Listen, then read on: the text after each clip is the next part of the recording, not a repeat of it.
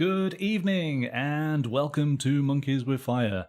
How is everybody tonight? I hope you're all well. Hope you're all prepared for the weekend.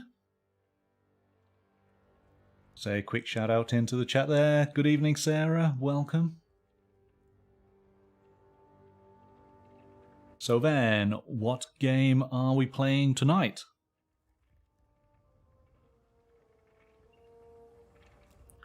We are going to be playing Destinies from Lucky Duck Games.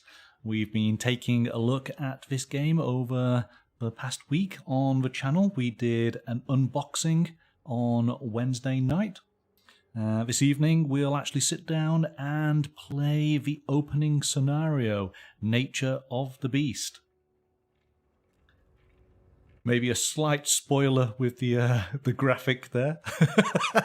I think you might already have an idea what I think of this game, but we'll talk about that in more detail once we get to the end. So let me read out the introduction for those of you who are not familiar with the setting of the game.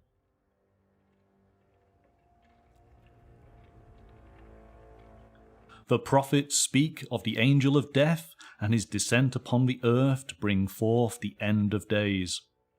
There will be omens heralding his arrival, they say. Divine punishments shall be brought upon the sinners, and with them, one by one, the seals of the apocalypse will be broken. But while famine, pestilence, and war scourge the land, there will still be hope. The chosen few, their fates intertwined with heaven's designs, will be given power to shape these ordeals and bring unto others both punishment and salvation. Their deeds will be the testament to the will and strength of the mortal. As pests devour the fruit and the grain, as the plague lays low the noble and the poor alike, as the holy maiden brings the flame of war to her enemies, the angel of death watches and judges all. May he deem those destined souls worthy, for if not, all shall burn. That's a very ominous start. I hope that we have fortune on our side. Right. Good evening, Roger. How are you? Hope you're well. Shall we head to the table then?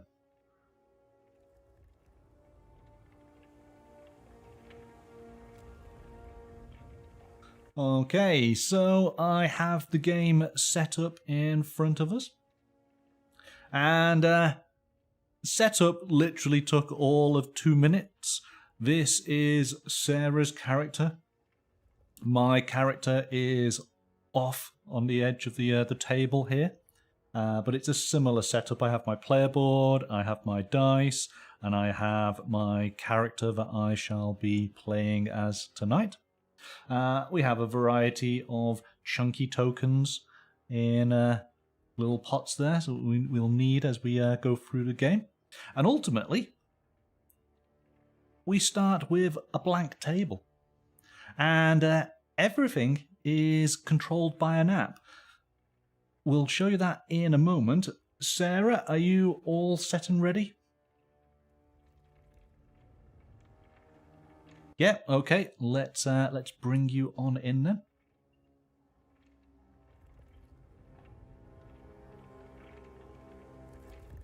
Good evening, Sarah. Hello, hello. How are you? I'm okay. I can't seem to type on my laptop for some reason. Oh well. This game, there's no typing, not needed at all. It's going to be absolutely fine. We're gonna sail through this, and the great thing about it is that the app is going to pretty much tell us everything that we need to know to progress through. We're going to learn the game actually as we play. So this is going to be a lot of fun. Are you all set and ready then? I guess so. Yeah, well, that's it. The first thing we'll point out before we actually do get started is we've already chosen what our characters are for this evening's adventure. I am playing as the Huntsman. This is my character card. And following Wednesday night's show, Sarah is going to play as the witch. And as you can see, each of these Destiny cards have 2 QR codes on a purple and a golden side. There will be opportunities in the game where you're able to ask NPCs, non-player characters, advice in regards to your character's destiny. Now, Sarah has 2 destinies. I have 2 destinies, and those destinies remain secret. We do not share them during the course of the game. But we've seen, obviously, the back of our cards. We know what we're trying to achieve during the course of the game. And should we want to ask a villager about our particular destiny, then there is a choice between whether it is the purple destiny or the gold destiny. And we can ask them either or at any time, but in essence, if you want to take that opportunity, Sarah, you just need to tell me whether I'm scanning the purple side or the gold side. And that refers then to the back of your card. So you will have an answer in relation to that particular destiny. Does that sound about right? Yes. Yes? All right. Excellent. Let's get started then. I solved my problem. I can type now to chat. I can say hello to people now. Oh, excellent, excellent. All right. I had something sitting on something. It wasn't the dog, was it? No, it's for gaming, for my left hand, for your WASD keys, I have like the separate thing for your hand. Oh, right, with you. And something was sitting on top of it because I had put it behind the laptop, so I'd have more rooms for my notes. I didn't know if I needed notes, so I needed to make room for my notebook. you might want to take some notes. My game day notebook. Yeah. All right, so we've got the app up in front of us. Straight away, we can see that there's the core game, but there is also an expansion currently available, the Sea of Sand. And at some point, hopefully, we will take a look at that on the channel. But straight away, we choose the one we got, which we're playing the core game. So we click onto that. And it gives us options here as to the different scenarios. Now, this first scenario, Nature of the Beast, is kind of a standalone scenario. The other 4 link together as a sort of campaign where the story progresses through. We're just going to play the standalone this evening. And I should point out, of course, let me just click a button.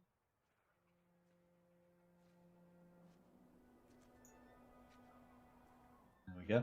That, of course, everything that you see tonight, there is spoilers.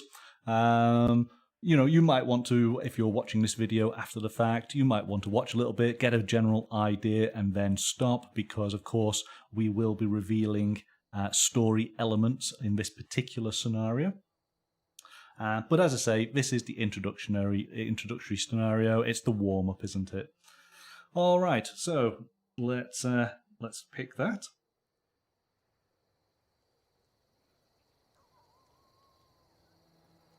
There are various play modes for what we are playing tonight. We will just be playing the normal game, which is for 2 to 3 players. You can play Destinies as a solo game as well, which is really cool.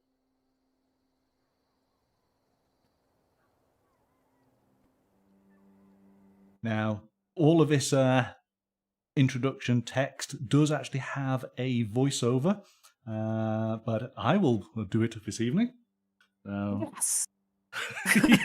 Yes, you don't need to read it out, so don't worry. All right, let's give this a go. No, you're just way better than the voiceover it could have come with. It's good. It's well produced. So here we go. Nature of the Beast. It was a dark night in the dead of winter when the terrible howl resounded for the first time. No strangers to wolves, the men quickly assembled a hunting party. The few who returned, bloodied and terrified, spoke of a monster, a werewolf, hungry for human flesh. The townsfolk turned to the mayor, once a famed warrior, but they found his house dark and abandoned. Did he abandon his kin to the mercy of the monster? Or had some other dark fate befallen him? As the beast prowled the woods, many wondered, what does it want? Where did it come from? And most of all, how to put an end to this nightmare. But there were a few who knew their fates were, for various reasons, tied to the monster, and so the threads of destiny became interwoven for the first time. Alright, so there is a werewolf stalking the village. Werewolf? A werewolf. Werewolf. Werewolf. Alright. As I say, the introduction does have an actor speaking the text. There is music. As we actually play the game, there would be background music for the various locations that we go to, but we're just going to use the generic sound effects that we have at the moment. So then, we get to choose our characters. As I say, we've already chosen, so Sarah's going to play as the witch. I will play as the huntsman. So we select the witch and the huntsman. And now it tells us how to do our setup. So standard setup is we take a gold coin. I'm taking a coin from the pile here, and I will place it onto your board. And we look, it's the witch. The witch! And let's just do that so you can actually see. So I've put your coin on the board. I have found your character Minnie. This, of course, is not going to focus on him because she's super small and we need to see all the tail. But you're teeny tiny. We have your main dice and your effort dice just to one side. These are exhausted at this moment in time. And then, as you can see... Oh, go on. During the game, when I use those, I saw, like if I want to really try to do well, I could use them all, but then I don't get them back until something says that I do, right? That's correct. That's absolutely correct. We'll see this in 1 second. But first of all, we have to set up your character. And we have 3 attributes to a character: intelligence, dexterity, and power. And these are used for any tests that are part of the game. And what we do is we put in these little pips. So you have a 4, a 7, an 11, and a 12 on your your intelligence. You then have a 5, an 8, an 11, and a 12. And then it is a 5, a 7, and an 11. Okay. So just we'll answer this sort of question all in one go here. So when there is a test, you always roll your 2 main dice. So I'll put those in here. You may have the option to roll some of your effort dice depending on whether they have been refreshed or exhausted. So let's say, for example, things are going incredibly well and you've got all 3 effort dice. And we're going to do a test for your dexterity. So we're going to roll all of these dice. And we add up the score. So we've got 1, that's now 3, that's 6, that's 7, 8, that's 9. So we look across the intelligence. We're doing intelligence instead. We look across the intelligence track and we get to 9. That is our score. And we see how many pips we have passed. And that, in effect, is 2 successes. So we will enter that into the app when it challenges us as to how many successes we managed. There are things that we will be able to pick up, modifiers that will happen, that will tell us to either move these pips left or right. If we're moving the pip left, we are getting better at that skill because we're making it easier for ourselves. So, for example, if it said move your intelligence pip by 1 to the left. If we move that 4 to a 3, we now know that any dice roll over 3 or more is going to be an instant success. Of course, the opposite to that is if we have to move it to the right to a 5, then it would mean that we have to score the 5 or more to get success. We're making it harder for ourselves. And that's how the game works as far as character development and tests. Nice and easy. All right. So that is you set up. You're all done. And you start with an item. And it is a talisman, number 6. So as you can see, I have set up here a huge stack of cards. All these cards are numbered. These tell us... The app tells us which cards we require. You're starting with card 6. These are going to get a bit messy during the course of the game, but that is fine. And so, do I get to learn about card number 6? Yes. So you have a talisman, which is a charm. All right. You can hold 5 cards. That's the maximum you can hold. Once you have more than 5, you can discard, and they will drop the item in the game world, and we'll explain that as we go along. So there are 2 ways of potentially using a card. Some cards are permanent and always available to you. This talisman basically is you use it and discard it because it says discard on it. But when you do, you get +3 successes in a test where if you got 0. So if you rolled a test and you had 0 successes, by using this talisman, you would automatically get 3 successes. In other words, you just got a bit of luck there. Yeah, done really well. And the QR code there... You have to roll 0 to use it. You have to roll 0 successes. So for example, say the test was for your dexterity, which is the green. Your first success happens at 5.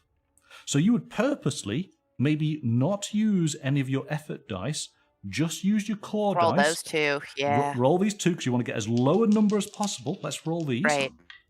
Those look like really nice dice, those 2. Oh, they're chunky. But look. I got a roll of 5. So in effect, I got 1 success. So the talisman couldn't be used. Why are you using up your good rolls right now? Just as an example. What are you doing here? All right, I'll stop rolling dice. I won't do any more. Yeah. So there you go. So you have a talisman. Next character is the Huntsman. So I just need to quickly set up mine. That's a 5, a 7, and an 11. As you can see, I have slightly different layout to my character. And what's that? It's a 5, a 7, an 11, and a 12. And I start with a bow, which is item 4. We're quite used to going through big decks of cards with Lucky Duck games, aren't we? Because, of course, we enjoy playing Chronicles of Crime, which is a similar thing. So here we go. We have a bow, which is a ranged weapon. So again, it's a discard. So in a dexterity test, also use all of your power successes. So here we go. So if I roll my dice, I would count up whatever successes I have for dexterity, and also using the same value, any successes within power, and add those up all in one. But that would mean that I exhaust my bow. So it's a one-off. All right. Oh, actually, you probably helps if I bring that on the screen so you can see what I'm talking about. And of course, oh, have I got the wrong guy? I got the wrong guy. Hang on.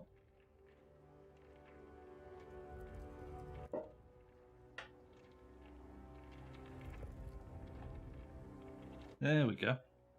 I like how the app does actually show you which miniature you're supposed to be using. Because I've just been going around with the wrong guy. But there we go. All right, let's get on. So we have everything set up. We are all ready.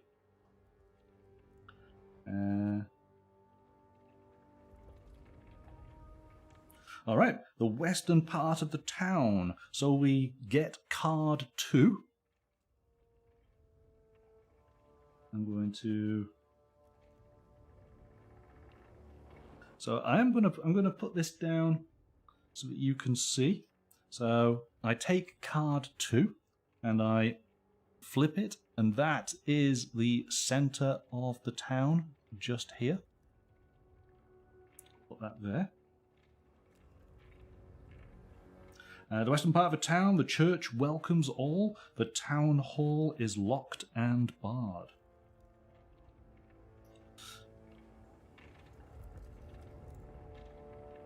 It then tells us, in the days of cold and blood, the church is a beacon of hope. So we place a character on the church, so we know we have someone to interact with. So I go and find the appropriate character. If you was spinning faster, you could have YMCA playing in the background.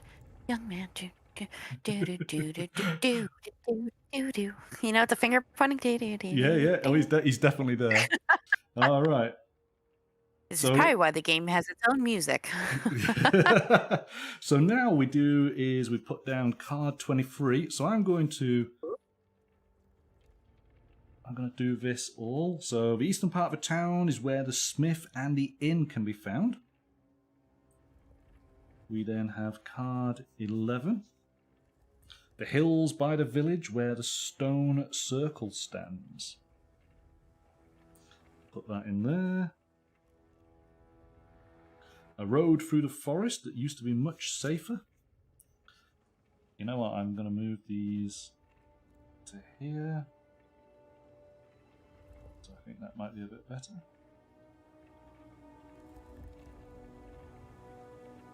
And then card 16.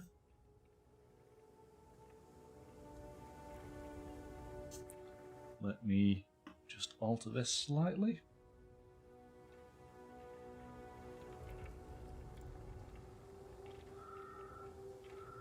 You can get a nice handy play mat to help you place all your cards down, which looks very nice.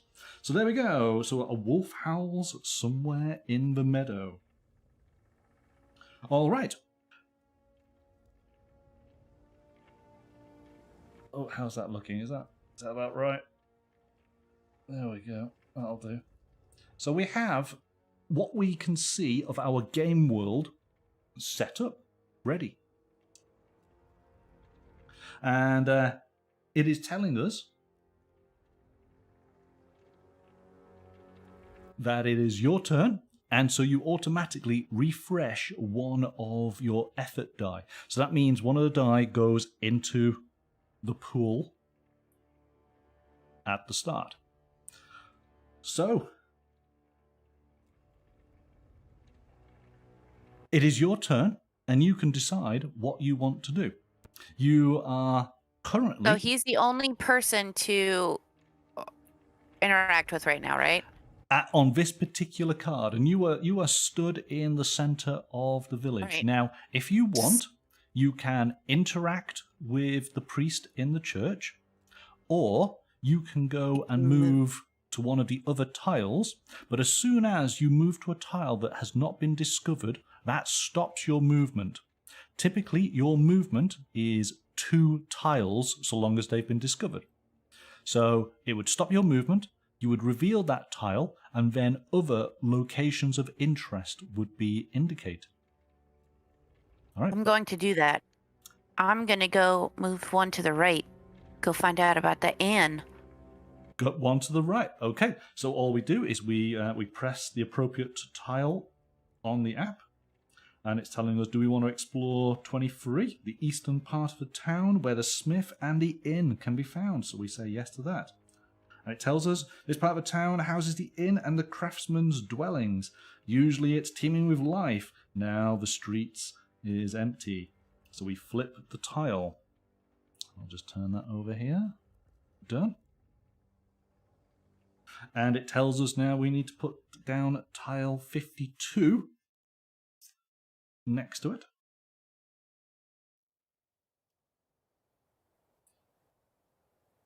And we also need tile 42 underneath it. I love how this is how the game world obviously forms up around where we discover. And 54. I like how there's a fog until you move in there. Yeah. And so what we do is we put down a little marker so we know there's a point of interest. So that is the inn. And then we take the smithy. I think for anybody who might be wondering this, I think when I was watching on this, it said that once you download the app, you do not need internet to use it to play your game. That's quite correct. That's quite correct. It downloads everything in on your device, and that can either be your phone or your tablet. I believe also you can do it on the PC as well. So anything that you have close at hand. All right, so we have the smith. The workshop radiates heat, and the smith is hard at work. We also have the mayor's house. Remember, the mayor's house is abandoned, isn't it? All right, so I have now the board set up just as the app described. What do you want to do? Can I investigate the inn? You can go to the inn, yeah. So we'll move your little person and we'll put you just there onto the inn. And we click on the inn, visit the inn. The townsfolk inside are busy discussing current events. In the days of the beast, there's much to talk about, but they fall silent as you join them, and they quickly make their excuses. Rumours of your interest in the monster are spreading. Someone pushes a talisman into your hand. It protects you from evil, they say, almost apologetically. So you gain another So I get a talisman. second one? You get a second talisman. You are so lucky. Super luck. So let's find, that's card number 6. And there you go. You have another talisman. The inn is warm and welcoming despite the air of anxiety caused by the monster's arrival. Hunting trophies cover the walls, mementos of the innkeeper's past. Townsfolk exchange rumours in hushed voices. The innkeeper seems distraught. When you ask, he explains that his trading partner, carrying a substantial amount of coin, is days late. The path through the woods is growing dangerous, he explains. I'm not sure about the inn's future if I don't get the money soon. All right. So there are some options for you in interacting with the innkeeper. You can give him the 5 gold coins that would help him out. You could buy yourself a meal for 1 coin. And then you can ask the innkeeper about your destiny, either the purple or gold. And you can ask the innkeeper about an item. And this is where we scan QR codes, very similar to what we do in Chronicles of Crime. So, what do you want to do? How much money do I have? You have 1 gold piece. Oh, so I can't help him with that. Not at present, no. I could buy myself a meal. You can have a meal, yes, for sure. Is that what you would like to do? Yes. That's what I'm going to do. All right, so by that. I don't have enough to help him, but I could help him by buying some food. This is true, this is true. So you wish to spend 1, you say yes. The food is hearty and filling. Your resolve strengthens as you prepare to resume your quest. You save some leftovers for later. So you get to refresh all of your dice. All of your dice are now in your pool. It has cost you 1 gold coin. And you gain another item, some food. Card 7. There it is. You got some leftovers. You can see your food here. Again, this is a card. If you discard it, you can refresh immediately up to 2 of your effort dice. So it's a good way to get those dice back into your dice pool. All right. You can continue doing things in the inn until you run out of things you can do. So the only things that you've got left is you could ask the innkeeper about the food that he's just given you. You could ask the innkeeper about one of your destinies. Or Wait, you can just end your turn. Let's do yellow. You're going to ask him about the yellow? Okay, so let's take this. So we're going to, we got our phone here. We're going to ask about the destiny. And we basically, I'm going to put the card here so to make it easy. I'll go down to yellow. And we hold it onto it. And let's bring that up on the screen. I could help you, ponders the innkeeper, but I can't leave my business before my money problems is solved. All right, so that is his response to your question about your destiny.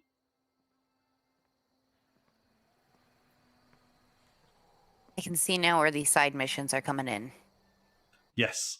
So we're going to put your card back over there. Say okay to that.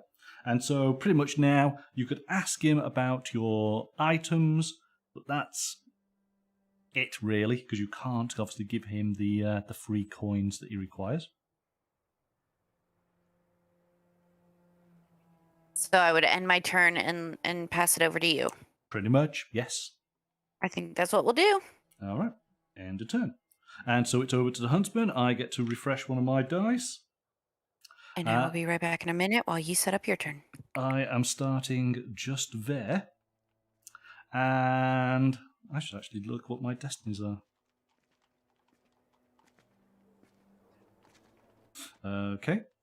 Yep, can see that. I am going to talk to the priest in the church. So I just click on to visit the church. The church gathers the faithful every day since the beast attacked. Some see the beast as a divine punishment. Most believe it can't step onto sacred ground. With so many eager to repent for their sins, the offering box is always full. The priest approaches you as you enter. He seems distracted. So I have a choice here. I can pray. I can steal money from the offerings box. I can ask the priest what's troubling him. And I can ask the priest about my personal destinies. I think we'll pray to start off with. Your convictions and your conscience are clear. The prayers fill you with new determination. I get to refresh all of my dice, which is great. Oh, lucky. Now then. My dexterity is pretty good. Could I steal all the money now from the church? Could I do that? Could I? Maybe. Good evening, Timothy. Welcome. We have just started our adventure in Destinies from Lucky Duck Games. And this came out real strong with a robbing of a church, okay? That's it. Let's rob the church with the very first action I do. I'm going to ask the priest, however, what is troubling him. That's right. Find out what's wrong with him before you steal his Before money. I rob him, yes, yeah. Friend, I have a dilemma, he confesses. I intended to visit the Romani camp to spread the word of Christ amongst them. Now my trouble is twofold. First, I won't attempt it without permission from their fortune teller. Otherwise, it would be pointless to even try. And second, well, now, amid these hellish events, I'm not sure whether I'm prepared to spread the good news anymore. Okay. Well, so talking to the priest has opened up another option. We can encourage him. I could give this a go.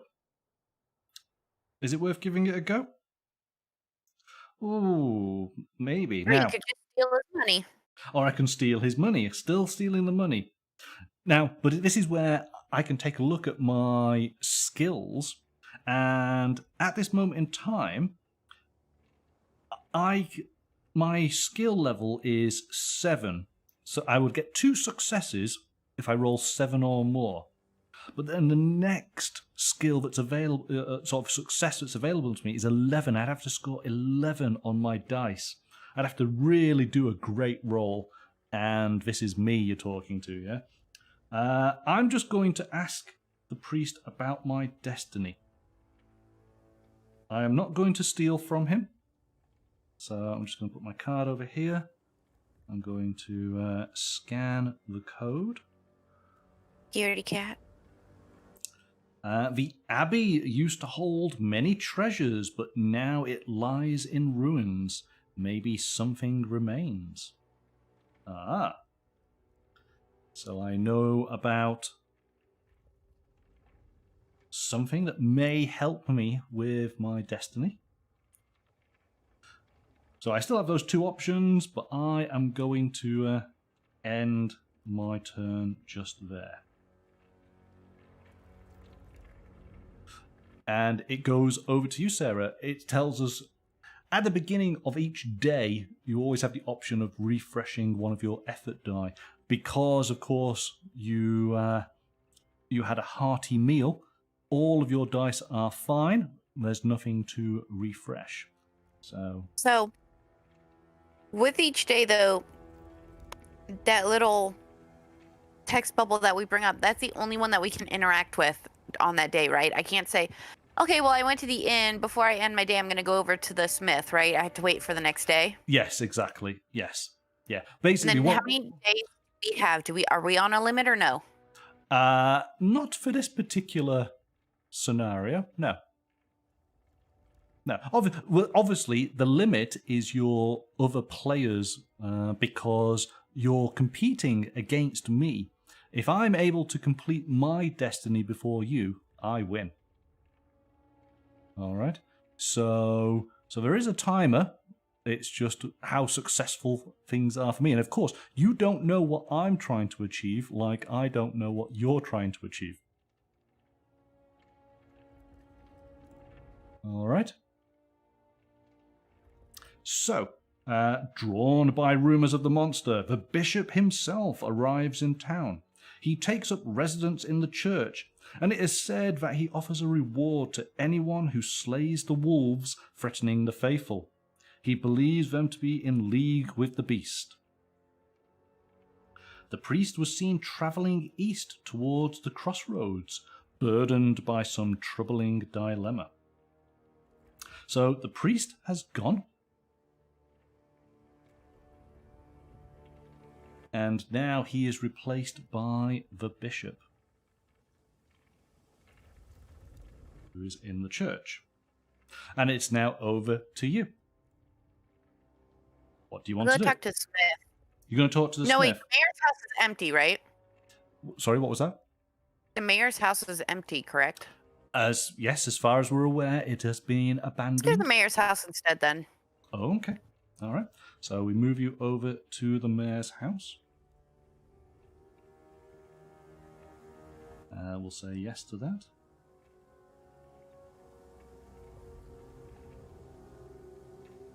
All right, so the house is eerily quiet. Snowdrifts cover the path, and it's clear no one has been here for a few days at the very least. Both the mayor and his wife disappeared just as the beast showed up. What happened to them? So you've got 2 options.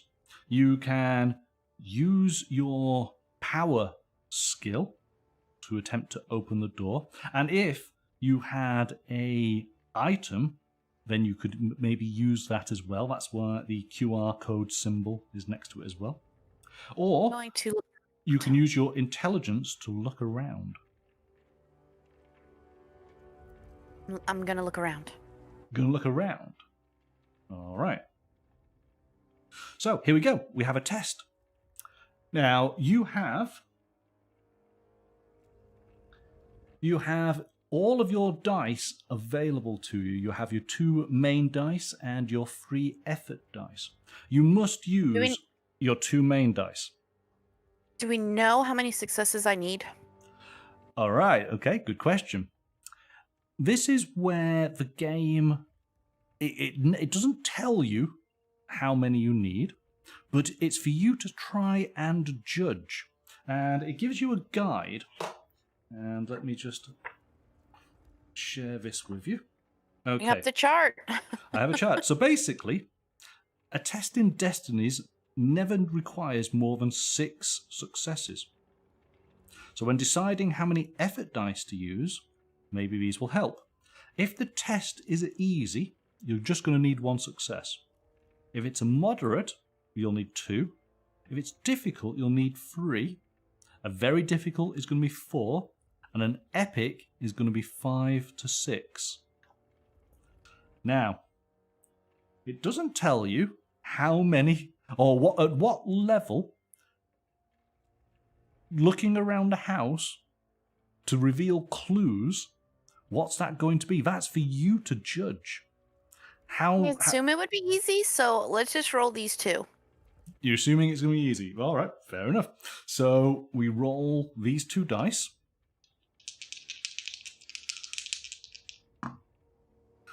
You get 4. And that gives you 1 success because we are doing a blue test. You have 1 pip on 4, 1 success. So what we do is we put the app to 1 and we just confirm it. You find no other way in.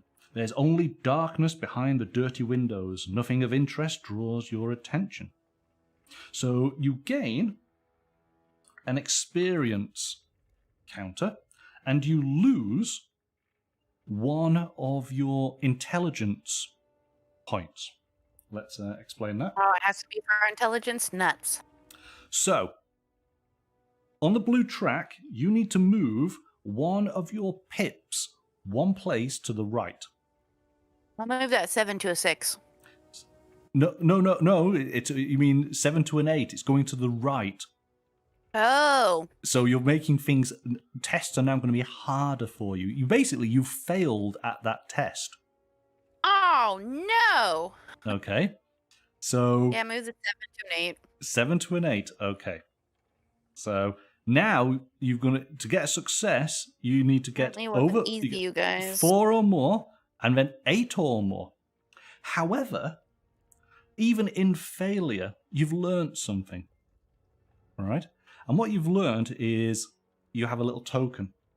And this token allows you to move 2 pips on any track.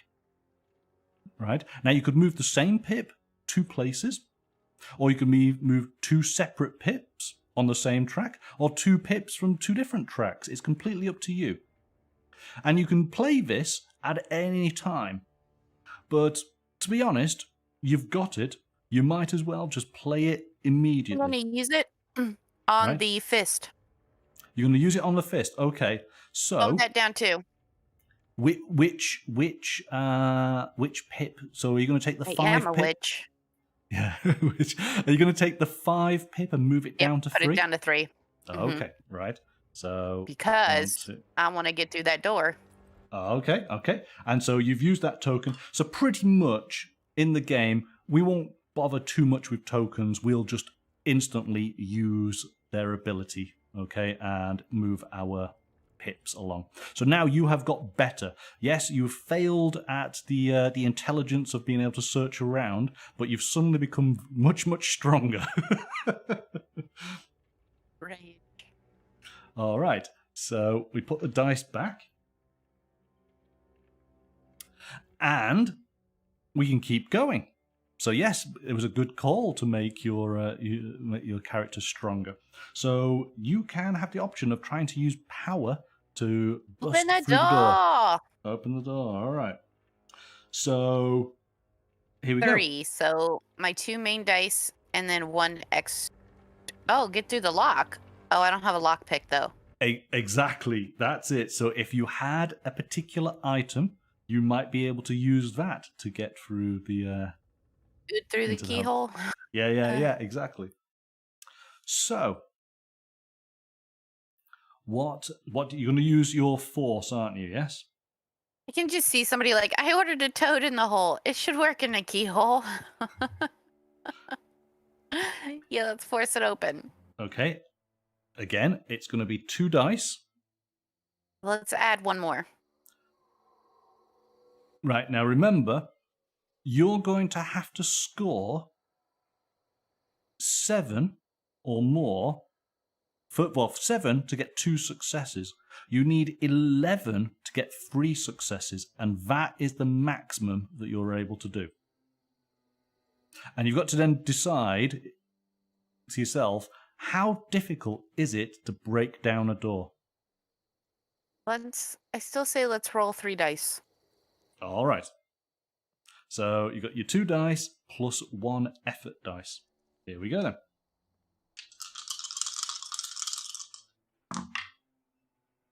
Right. You get a 1. You get a 2. This symbol on here, which is not a number, that's an instant success. So you have 1 success. And you have a score of 3, which means you have another success. 2 successes. So 2 successes. 1, 2. All right. And we confirm that. Raw strength may not be enough to break down this well-made door. You might need an alternate approach. So you're going to lose 1 of your power, but you're going to gain 1 of those experience tokens. So let's go back. So which power are you going to lose? To 4. So that's going to go back to 4. All right. Now you can move 2. Yeah. So we're going to move it back down to 3. Okay. Done. 1 more. And then we're going to move the green down 1. You mean the 5? Yeah. Put that at 4. We're going to move the green down to 4. Mm-hmm. All right. Excellent. Done.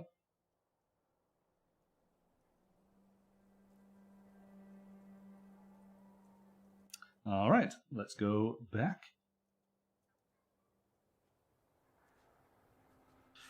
So we've done that. Done. And so that then ends your turn. That's as much as you can do. And so it There's a whole bunch of nothing. Sorry, folks. Well, no. Your character has improved. You've learnt from some of your little sort of failures there, so it's all good. Over to the Huntsman. The missing mayor is the main topic of town gossip. Some blame his disappearance on his wife, who is widely distrusted. She's a strange woman who is rumoured to dabble in the arcane arts. The sorceress, some called her behind her back. When he disappeared, so did she. So the story is starting to unravel somewhat. I am in the church. Now, what do I want to do? I am going to travel. I'm going to go over to the blacksmith. And I forgot I've not put down my gold coin when I set up my my character. So we head over to the smith. Visit the smith. Yes, let's do that. And so here we go. We get to set up the smith's trade stack. So basically, these are all the wares that the smith has that we can purchase. So we go through the deck, pulling out the appropriate cards. So 27, where's the 27? There's a 28, there's a 27. And then a 14.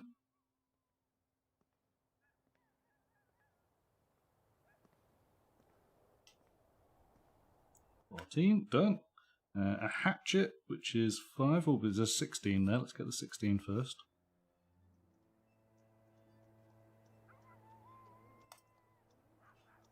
There's a 16. We've got a lockpick, which is a 10. That might be handy.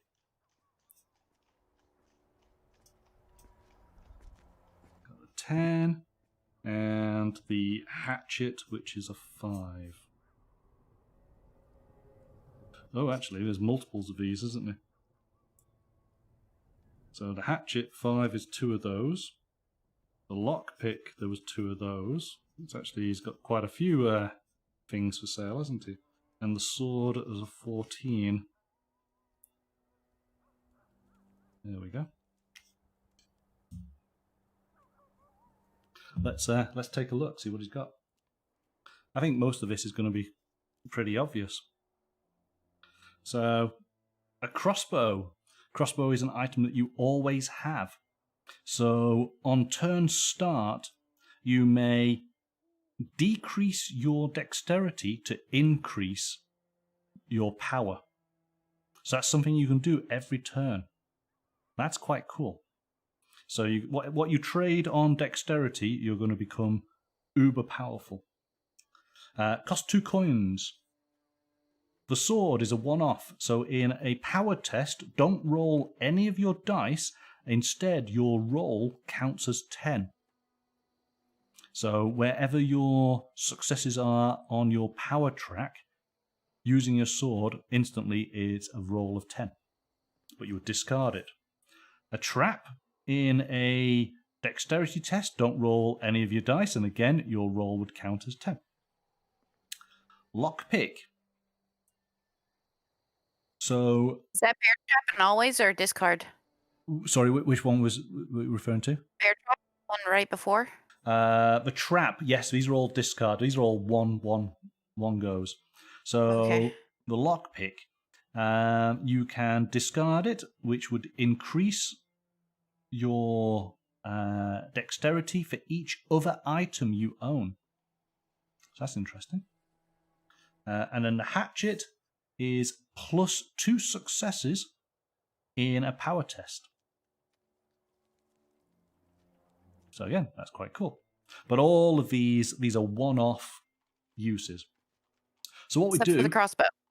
Except for the crossbow. Crossbow is very good, but it's 2 coins. So what we do is we put down this pile of wares just there, and a nice little system here. You take out 2 matching tokens. So I've gone for the scales. You place 1 token on the deck of cards and 1 token in the game world, and now you know that those link between the 2. So when and if people drop items in the world, then you know where they are and which items. It's quite simple, quite cool. All right, so I have the option, and here we go. So the smith is extremely busy. Apart from his regular work, the appearance of the beast has caused many frightened townsfolk to seek out protective amulets and charms. Fortunately for you, he is well versed in working with silver. So I can ask him about my destiny, I can ask him about items, I can try and steal something, I can take a look at his wares, or I can give him a silver item. I am going to look at his wares. The smith is a master of his craft and his goods are of top quality, so we use the tradesman's stack. It's a simple case of you just look through the stack, go, okay, I'm going to buy the lockpick. The lockpick costs me 1 gold. I will spend my gold, and now Trade.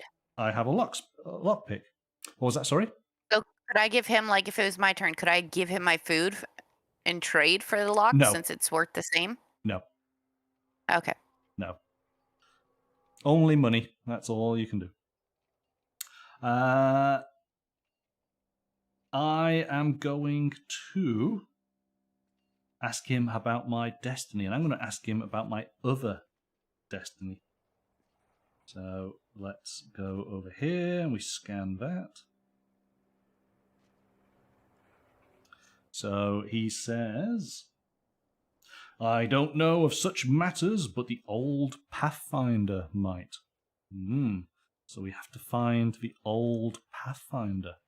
Where might they be? I'm not going to steal something because that'd just be bad form.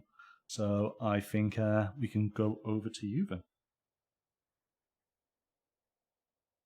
Right then. So you are able to refresh one of your dice. Well, of course, you used a die, so I refresh it and put it back into your pool. It's the start of day 3. The beast attacks. The grounds around the noble manor to the northeast become a scene of slaughter. Men and animals alike lie dead. The manor's gates are shut. The town hall is hastily transformed into a field hospital. The victims are lucky a doctor was passing through town. So we have the doctor. The doctor goes onto the town hall.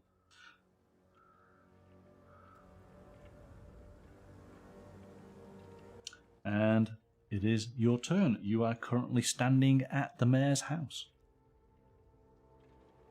Well, I don't have the locks to get in. You're going to be able to do that before I can. Yeah. Unless, of course, remember, there was the option of potentially using an item. Remember, just because... Okay, so maybe a lockpick seems like the most obvious way of getting in, but maybe there are brute force ways of using items to get in. But... Rolling a 0. But regardless of that, you need money to be able to purchase anything from the blacksmith, don't you? So while I'm at the mayor's house, I'm just going to try it. Let's try to get in through the door again. You're going to give it another go? All right. This time we're not going to bring any extra dice. Right. And we're going to that you... Oh, no, because you'd have to roll 2s or 1s, or else I'm getting... Yeah. Now, if I rolled 2 3s, would that be 2 successes, or no? That would only be 1 success. It'd only be 1 success. Yeah, you're right in the middle. Yeah. See, that's the thing, is that as you get better as a character, it might mean that some of your items no longer have the same powerful effect that they once did. All right, let's go to the church then instead. You're going to go to the church. All right. So or the doctors. Should we want to see what the doctor wants instead? Totally up to you. Yeah, let's do the doctor instead. Go to the doctor. Doctor, right. Final answer. Yeah. So we just move the app here and we go to the town hall to visit the doctor. Screams of agony greet you in the dim town hall. Turned into a hospital overnight, it is now a place of blood and death. A dozen inhabitants wounded by the beast are howling in pain, while those who were spared are doing what they can to help them get back on their feet or ease their pain. The doctor, a new arrival from the city, sits by the entrance, regaining what strength he has. So, you've got a variety of different options. Give the doctor the supplies he needs. Steal from the patients. Ask the doctor about your destiny. Or assist the doctor in his work, which is a intelligence test. Assist. I'm going to try that. All right. So, how many dice would you like to do? 4. 4? So... Yeah. Okay. 4 dice. So we'll leave that in there. Here we go.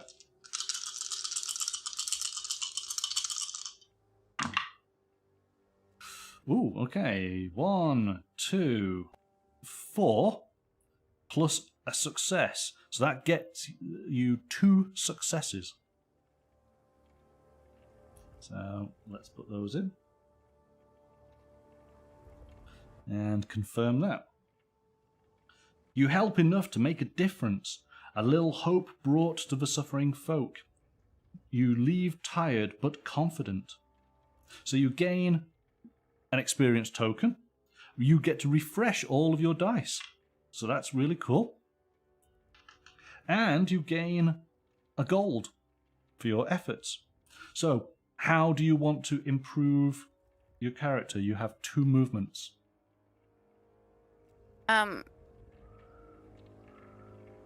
Let's move the book down. No, yeah, let's move it down to 7. Okay, so you're going to move this one down 6. to 7. Yep. Yeah, let's move it down to 6. Move it down to 6. Let's do that. Yeah. Yeah. Yeah, there you go. That's good. So now, hopefully, you're guaranteeing yourself near enough 2 successes, aren't you? As long as the roll is good. Yeah? All right, excellent. So we have a few more options. Give the doctor the supplies he needs. Steal from the patients. Can we do that? Does he need food? I don't know. Maybe you'd have to ask him. How do we ask him, though? I guess maybe the Destiny thing? Yes, exactly. Yeah. Yellow. Yellow. All right. So let's take your card and ask him. And scan that. I could help you. Your quest sounds noble enough, says the doctor, but not before I can leave this place properly supplied with medicine. Okay. So you have an idea. The innkeeper fears something has happened to his supplier. Oh, okay. So you basically have one option left. Steal from the patients. Do you want to do that? Sorry, what was that? But do we want to steal from the patients? That's up to you, isn't it, I guess? Are you a stealing from patients type of person? I don't know, because I don't know what it's going to do. But what if it's helpful?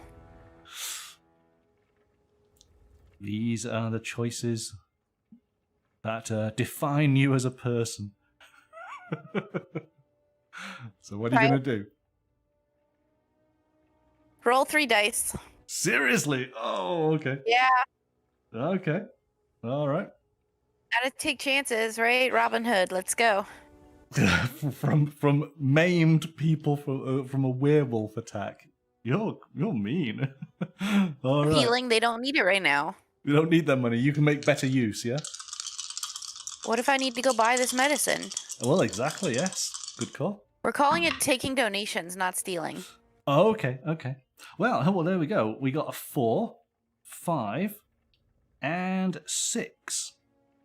So that is just one success. One success. It's good, but it's not quite maybe enough. But we'll see. Let's find out.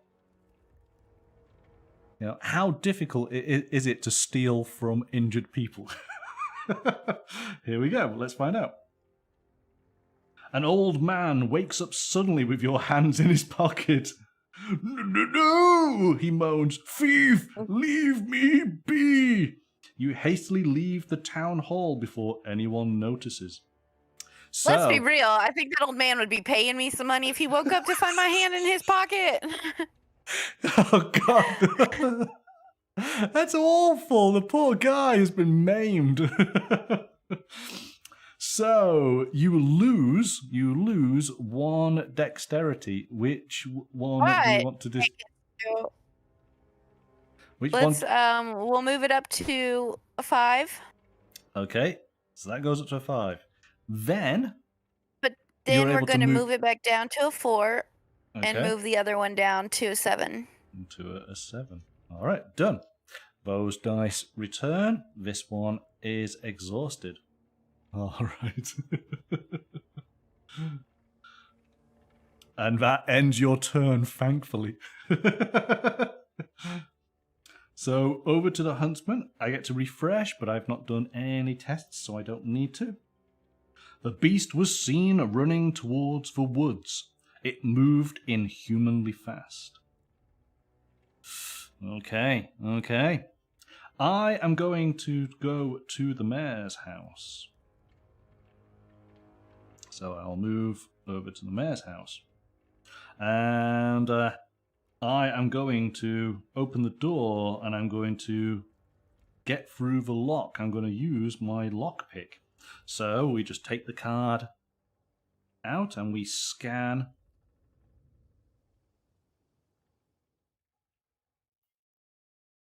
And here we go. You make short work of the lock. The path inside is open. The house is dark and quiet.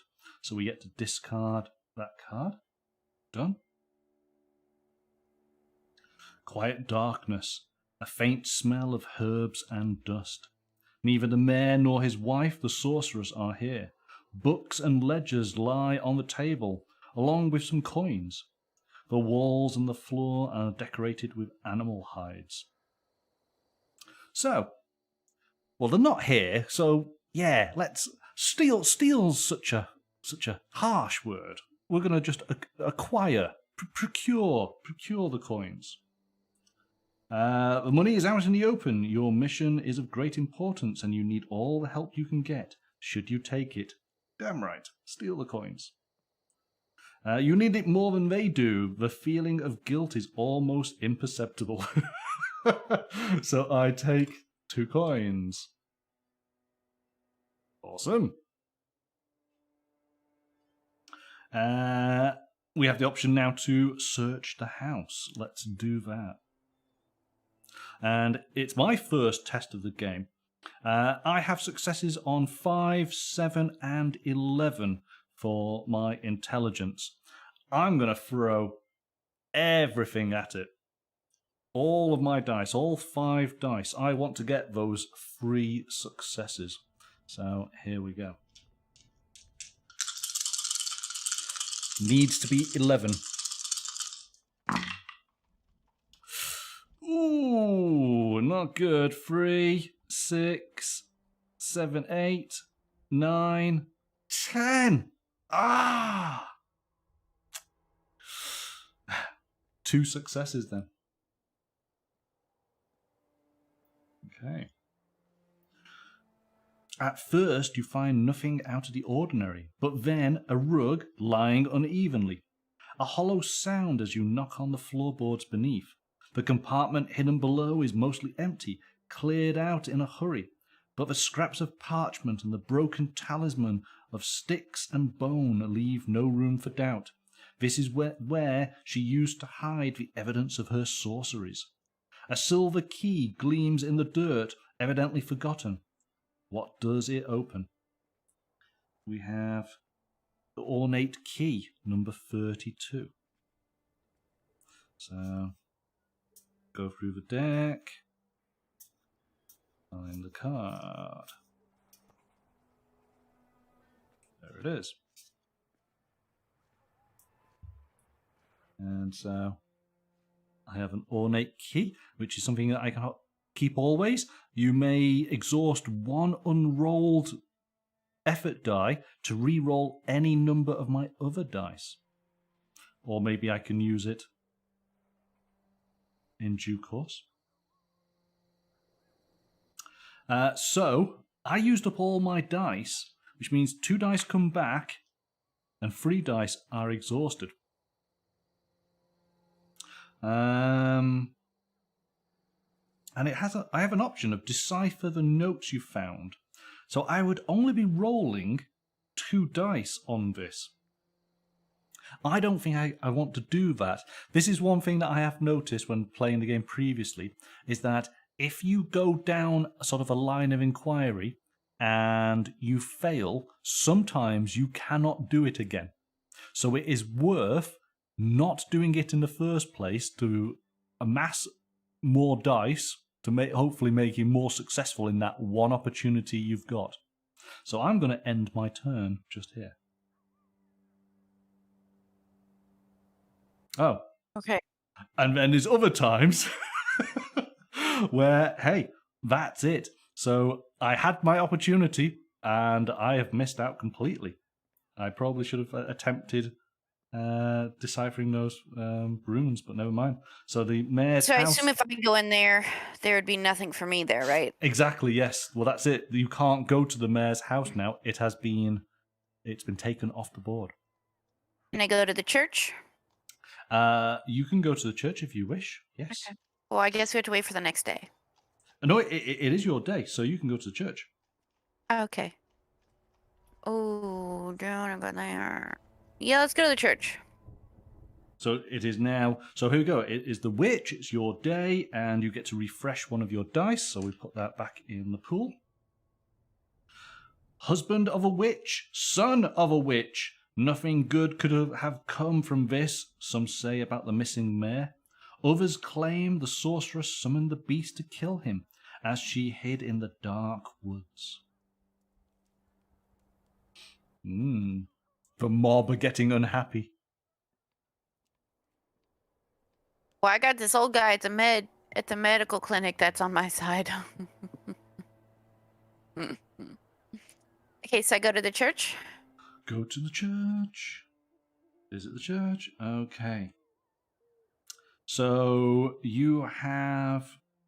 So we've done this text before, so you've got to prove that you've killed the wolves. So the bishop is after the wolves being killed. You have the option Do the pray thing. You have to pray, yeah, okay. You get to refresh all your dice, but all your dice are refreshed, so you're okay. You've got the option of stealing money from the offerings box. I will move you over to the church. Do you want to steal some money? Yeah, you want to do it. Are you going to take it? Okay. Yeah. Oh, you're just bad. All right. How many dice are you? 4 dice. 4. So you, it's your rampage of thievery. You've tried to steal from old people in the hospital. Old man's pants. You ever think of that? Maybe you just want to go with the old man's pants. Maybe you're going to go for the priest's or the bishop's pants. Here we go. Yeah, play him. Oh, sorry. 7 or more. Oh, 3, 5, 6, 7. That's 2 successes. And we'll confirm that. Who could need it more than you ask yourself. The coins are heavy, and so is your guilt. You gain 1 coin for your troubles. So 2 of your main dice go back, 2 of your effort dice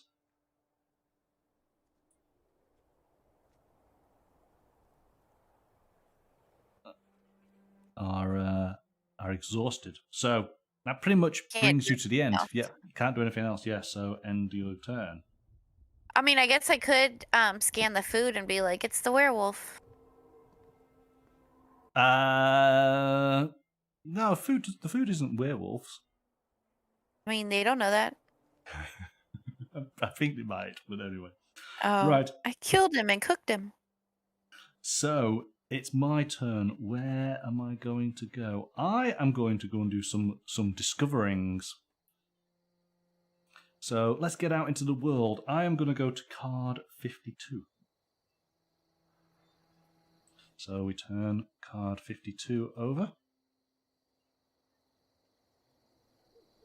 The crossroads where the hanging tree grows, an ominous place. And we then put card 24 into the world. There's music in the distance. The Romani have made their camp there. And the noble manor to the north. All right, those are set up. We have the hanging tree. I wonder what happens there. Ropes hang from the gnarled branches. The hanging tree stands as a warning to those who would break the law. And we have the priest. 2 roads meet here. Some claim that crossroads are a place of power. So we put the priest there with his accusing finger outstretched. Young Oh. man. Do-do-do. Okay, I'm going to go to the hanging tree. Is it the hanging tree? A red-headed girl in Romani clothes stands beneath the dead tree, looking up at something high. See that? She points to a gnarled branch high up, right next to the old hangman's noose. She doesn't even turn towards you. You realize she's showing you a bird's nest. I had a crow, she explains, and she found all sorts of treasures for me. She stashed some real valuable things up there and left. Finally, the girl looks at you. Maybe you could help me. So, I could try and climb the tree. I could give her back her crow. So maybe there's a crow somewhere to be found. I can ask the girl about my destiny. I can ask the girl about an item. I could take a closer look at the tree. I'm going to take a close look at the tree.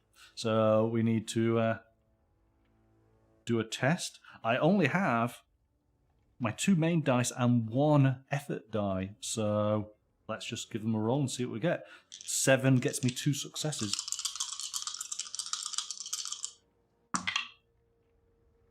Oh, 3, 4, 5.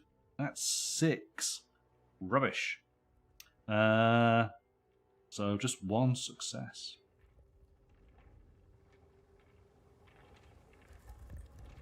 You search around the hanging tree. Both the eerie atmosphere and the girl's constant talking make it hard to concentrate. You find nothing. So I lose 1. I'm going to move that 1 to 6 there. I exhaust 1 of my dice. Well, all of my dice are exhausted, but I managed to gain an experience token, so I can now start moving some of my skills.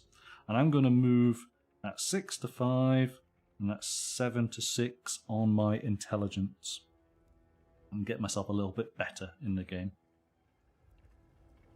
Thanks to that gnarled tree. The gnarled tree, yes. If you want to improve, then go and visit a gnarled tree. I'm going to ask the girl about my destiny. Can she help? Okay. There are rumors of witchcraft in the dark woods to the southwest. You don't intend to go there, do you? Southwest. I'm in the east, aren't I? So, okay, miles away. I'm not going to attempt to climb a tree, so I will end my turn. You get to refresh 1 of your effort die. Just done that for you. And over to you. What do you want to do? You are currently I would like with the to bishop. explore the square above me. Oh, okay. So let's move this, and you're going to go and explore tile 16. Mm-hmm. So we flip tile 16. Move you into there. The briars and rocks are covered in snow. Not much else is to be seen here. And we have the ruins of the old abbey is over to the west from where you are. Okay, that's been done. But there is a horse in peril. A horse is managing to evade the wolf for now. Oh, okay. Let's go visit the horse. And then there is a holy spring. Despite the freezing cold, water still flows. Would we find medicine there, though? In the far corner of the meadow, a dramatic scene is unfolding. A horse of rare beauty is assailed by a ravenous wolf. For now, it manages to evade the predator, but how long can it last? So you get to refresh 1 of your die. So you have your 2 main, and you have 1 effort die. All right. What do you want to do?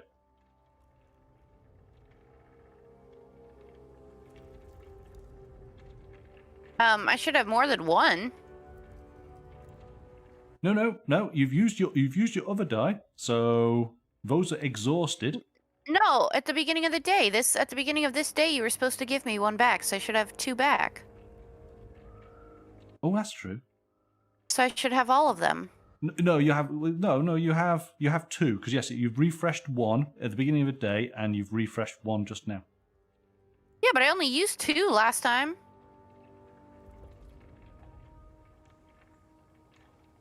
Okay. There you go. Done. Oh, hang on a second. Okay. No. You're doing your dice. I'm doing my dice. You're absolutely right. I was looking for your hand to reach across, and I'm like, you're not reaching across there. Yes. So there you go. Yeah, so I should get all mine back. Nice try, monkey. Nice try. Yeah. I just have my main ones. Good. I'm glad. You see, you got to watch the hand up here. That's you. Okay, so yes, you have all of your do I dice. want to go to the spring and maybe find medicine, or do I want to help the horse? And I think I want to help the horse. I think the horse is time specific, isn't it? Yeah, let's do the horse. Okay, yes, do the horse. Visit the horse in peril. There we go. A defenseless creature is in peril. A stallion of great beauty is being harassed by a hungry wolf. For now, the horse is able to keep its attacker at bay, but it's clearly exhausted, and the frozen field offers no shelter. Your arrival buys it some time as the wolf's attention turns momentarily to you. So, options. You can use your power to fight the wolf. You can use your Fight the wolf. dexterity to drive the wolf off. All right, so you're going to fight it with your bare hands or with a weapon. Well, you have no weapon to speak of. So it's bare hands action. All right. Which hands? Which hands? Both of your hands. Now, how many dice? I will do 4. Can I make a suggestion? 5. Yeah. When you have tests like this, you just throw everything into it. Let's just go 5. Go 5, yeah. Roll big. There we go. Oh, I'll have to pick them all up.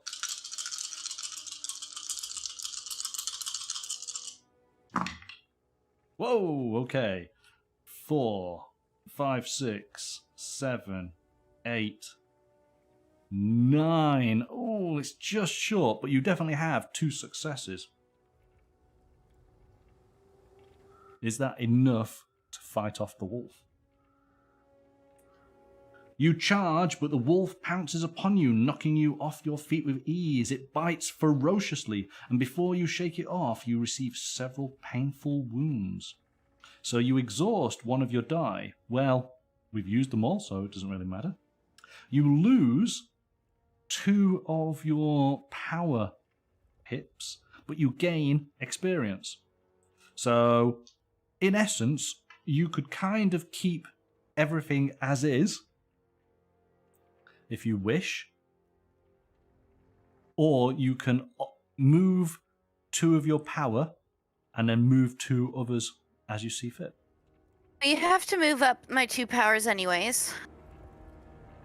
Yeah, so which 2 power do you want to move? Move the bottom one. Okay. Or the lowest one. Yeah, so 3 is going to go to a 4. That's 2. Up 2, so that's going up to a 5. Yeah. Right. So now you can move 2.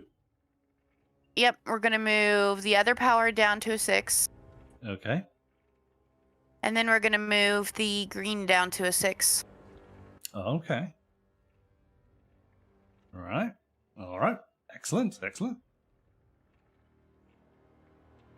And that ends your turn. Oh, does it? Yeah, Okay. that's it. So I get to refresh.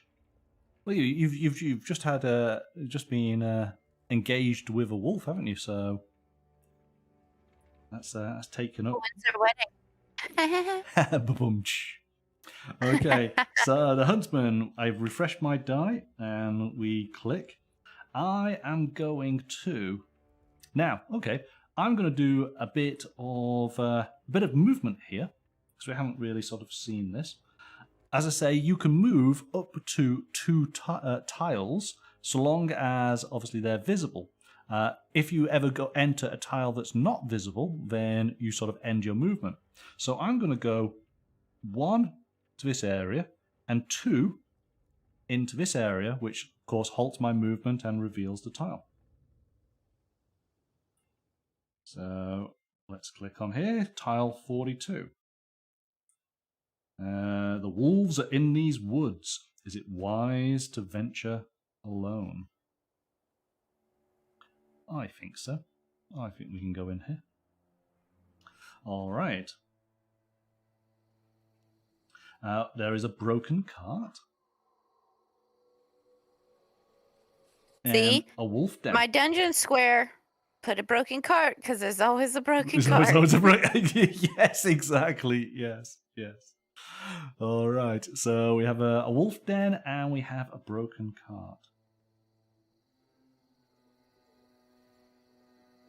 What do I want to do? I'm going to go for the... Ooh. Could I get?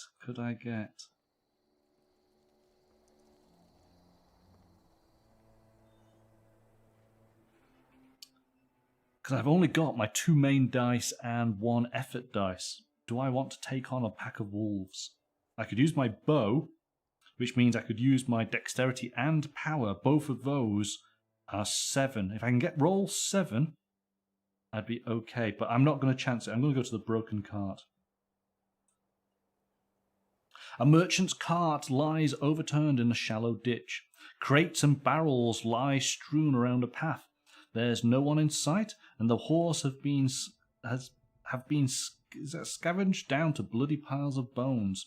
A crow, seemingly unafraid of you, is pecking at the gory remains, occasionally pausing to watch you with strangely clever eyes. Crates and barrels, too. Crates and barrels. Search yeah, the with cart. my broken cart on my dungeon tile.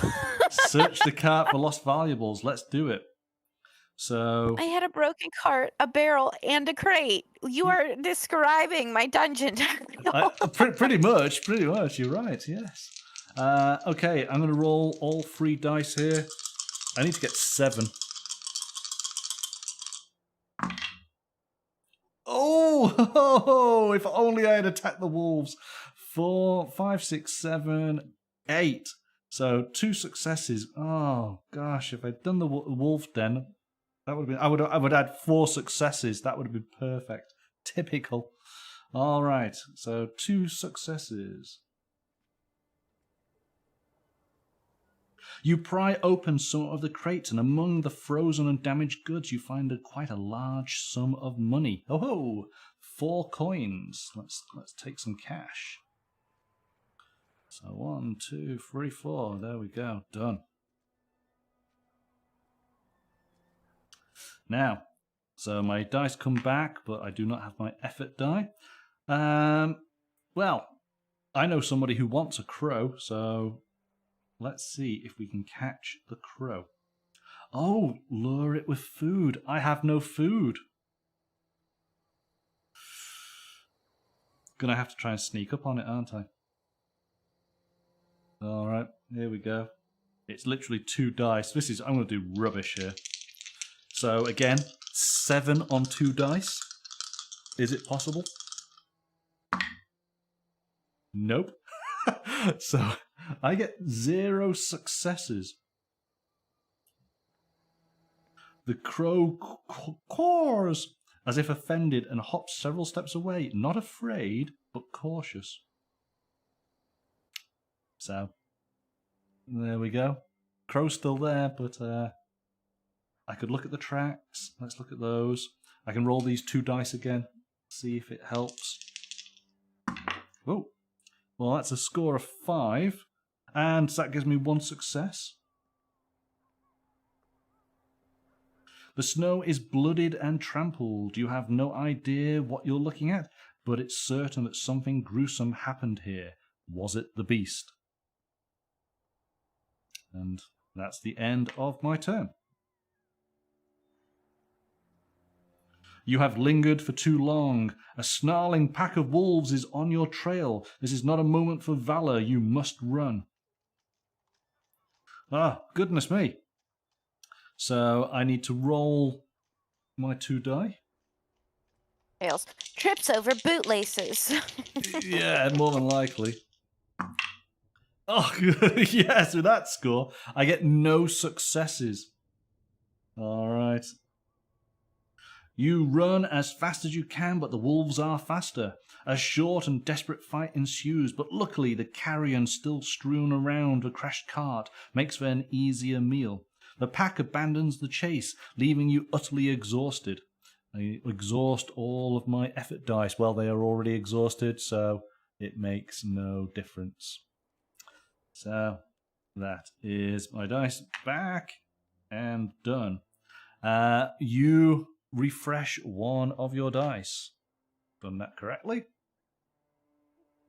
Okay, Witch. You have the horse in peril and the holy spring. What do you want to do? Well, I feel like you could be nicer to me when you address me and not just be like, witch!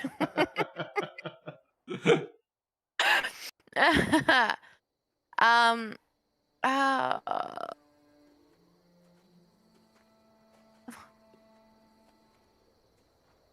let's do the horse. Do the horse. Okay, so you're back over doing the horse. Visit the horse in peril? So again, it's a similar situation. Fight the wolf, drive the wolf off. What are you going to do? Change my mind, or is it too late? It's too late. You have committed to... So Committed to fight the wolf with my hands. You fight the wolf with your hands. Yeah? Okay. How many dice are you throwing at this endeavor? 2. Just the 2. Just the front 2. Just the front. Oh, I can see what you're doing. Okay. Clever. I'm gonna need you to fail for me, monkey. Fail. Give you bad dice rolls. This is the time. I need you to fail for me. You want less 4 or less on 2 dice. Is this gonna happen? Come on, you can do it. Okay. Here we go.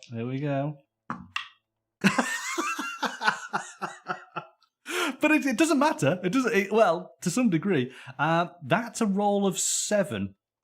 So you get 2, and I don't need 2. I needed more than 2. well, you get 2 successes. The talisman would have given you 3 successes. So yeah, you're missing out on 1. But hey, 2 successes. Typical, yes. So 1, 2. Is that enough to fight the wolf? You charge, but the wolf pounces on you. Knock it off. So it is a similar thing here, isn't it? So you exhaust your effort die. You lose 2 pips in your strength, but then gain. So we've gone through this process before. So you're going to move back 2 of your power dice. Pips. Which ones are you going to move? 1. What? Sorry. Move them each. Move them each 1. by 1, yeah, okay. So move 1, move 2. Okay, now you can move 2 pips. The blue and the green, move them down 1. So it'll be 5s, I guess. All right. 5s on both of those. All right, interesting. And that ends your turn. Over to me. I get to refresh one of my effort dice. Die, even.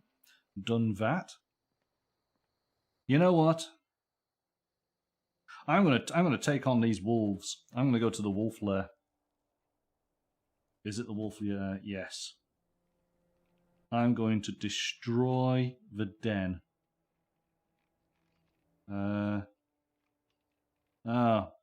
Actually, it's probably not what I wanted to do, but never mind. I'm going to fight the wolves. Got 3 dice that I can do.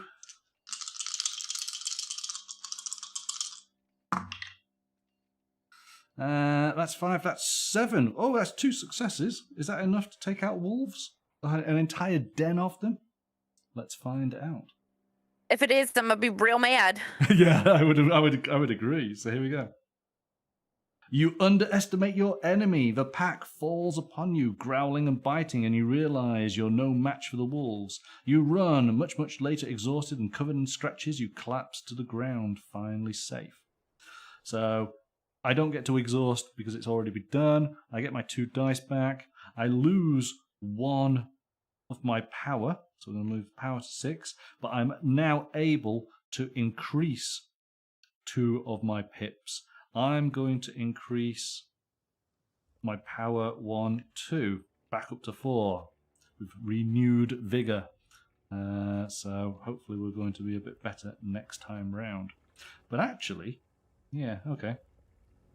I can see what I need to do. We go back over to you. You get to refresh 1 of your die. Done that. Okay, so you have the spring and the horse. On the water. You're going to go Check to the on the water this time. Yeah. You're going to leave that horse now. You've had enough of it. Visit the holy spring. Despite the freezing cold, a small spring flows from between the moss-covered rocks. But townsfolk believe that this is a holy fountain. They call it St. Simon's Spring. Try saying that quickly. The rocks are warm to the touch, and so is the water. Barely visible footprints dot the snow around. So, Oh, I should probably analyze the footprints before I drink the water. Okay. Or Yes. should I drink the water first? I don't know. It's your choice. Analyze. Right. Okay. Analyze the footprints. So it is a test. You have your 2 main dice and 1 effort dice. What do you want to do? Let's just do the 2 dice. 2 dice. All right. Because you're hoping that I roll bad now. Let's see. No, I'm hoping you roll good because then I'll get 2 successes. Oh, that's true. That's true.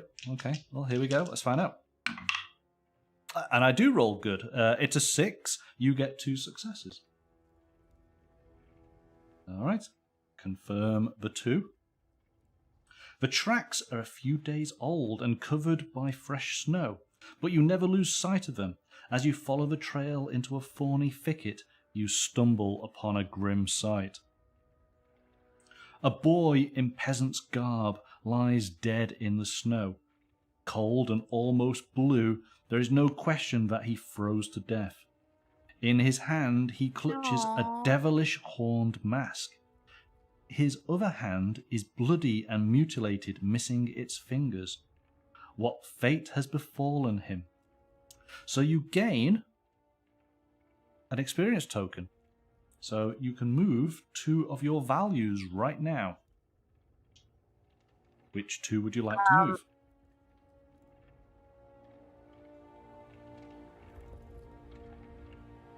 Bring the 11s down to 10s on the blue and green. 11s down to 10s. Done. Okay. So, more options. You can drink the water, or you can try and pry the mask from his dead, lifeless fingers. The water first. Water first. They say the water from St. Simon's Spring holds miraculous properties. Feeling its strange warmth, you're inclined to agree. So you gain holy water, and you can refresh 1 of your dice. So let's do your dice first. And you have holy water. So that's pretty good. What does it do? Well, let's find out. Holy water. What does it do indeed? So it's a one-off use. Reroll any number of dice. So that's pretty good. But it's hot. Now let's pry the mask from his hands. Yes, let's do that, eh? So pry the mask. So again, it is a power test. You now have 4 dice open to you. What do you want to do? But in saying that, though, your power is up to... Your first success is at 6. Yeah, so that's why I'm wondering if we should just roll the 2 and see what happens. Yeah? Yeah, roll the 2 and please do low numbers. I'll do my best. I'll do my best. Can I just roll 1 or do I have to roll both? Yeah, that's one question I asked, and yes, you've got to do both, yes. So here we go. I need 2 low numbers, please. You want 2 1s, don't you? 2 1s, here we go. Yeah. Oh, it's 5. It's 5. So you got no successes. So I used my thingy for 3 successes. So you use a talisman, so you discard the item, and you automatically get 3 successes. 1, 2, 3. See, that worked out. Confirm. Carefully and delicately, you pry open his dead fingers. The mask is warm to the touch, like fresh blood. Dark power hangs over it. You gain a horned mask. Number 39. I feel like this might be good. Well, you know, gaining some form of devilish mask is from some poor boy's dead fingers is always a good thing. So this is an always card. This is always active. Plus 1 success in each test where your roll total is greater than 9. What does it say underneath Horn Mask? Ritual. It's a ritual item. What does it say underneath the holy water? It's a holy item. And under the talisman it's a charm. So you have 4 items. Remember, your limit is 5. You return those there. Go to that. And that ultimately brings you to the end of your turn. The spring finally freezes, surrendering to winter. Did those gruesome events weaken its power? So we remove the spring from the map. No more spring for you. Or me in that, for that kind of matter.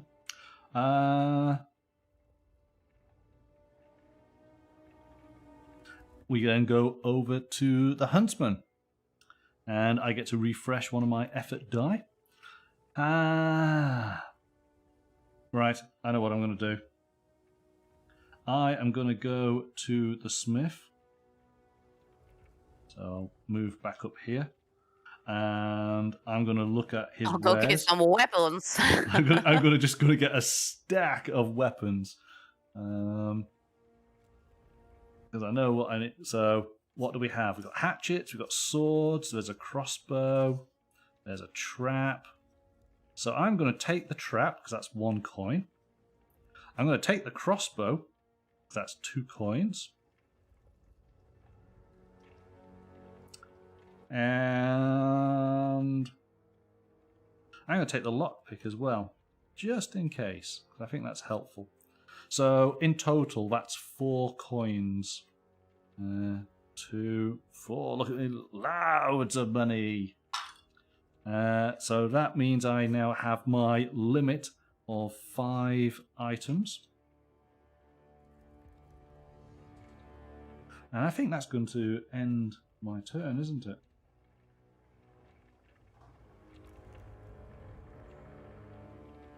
But what I am going to do, I'm going to give him a silver item. I have the ornate key. So, put the key there, and we need to scan the code.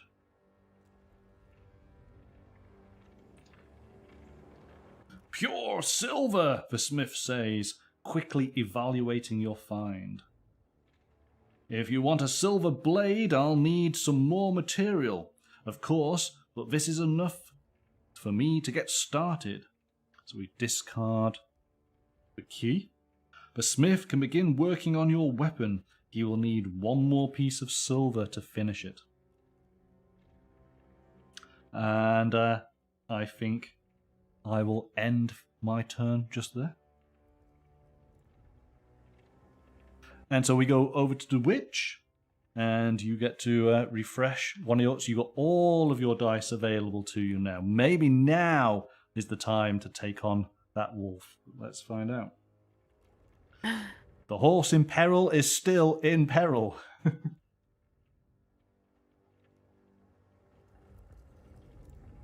Yeah, I could try it with just 2 dice.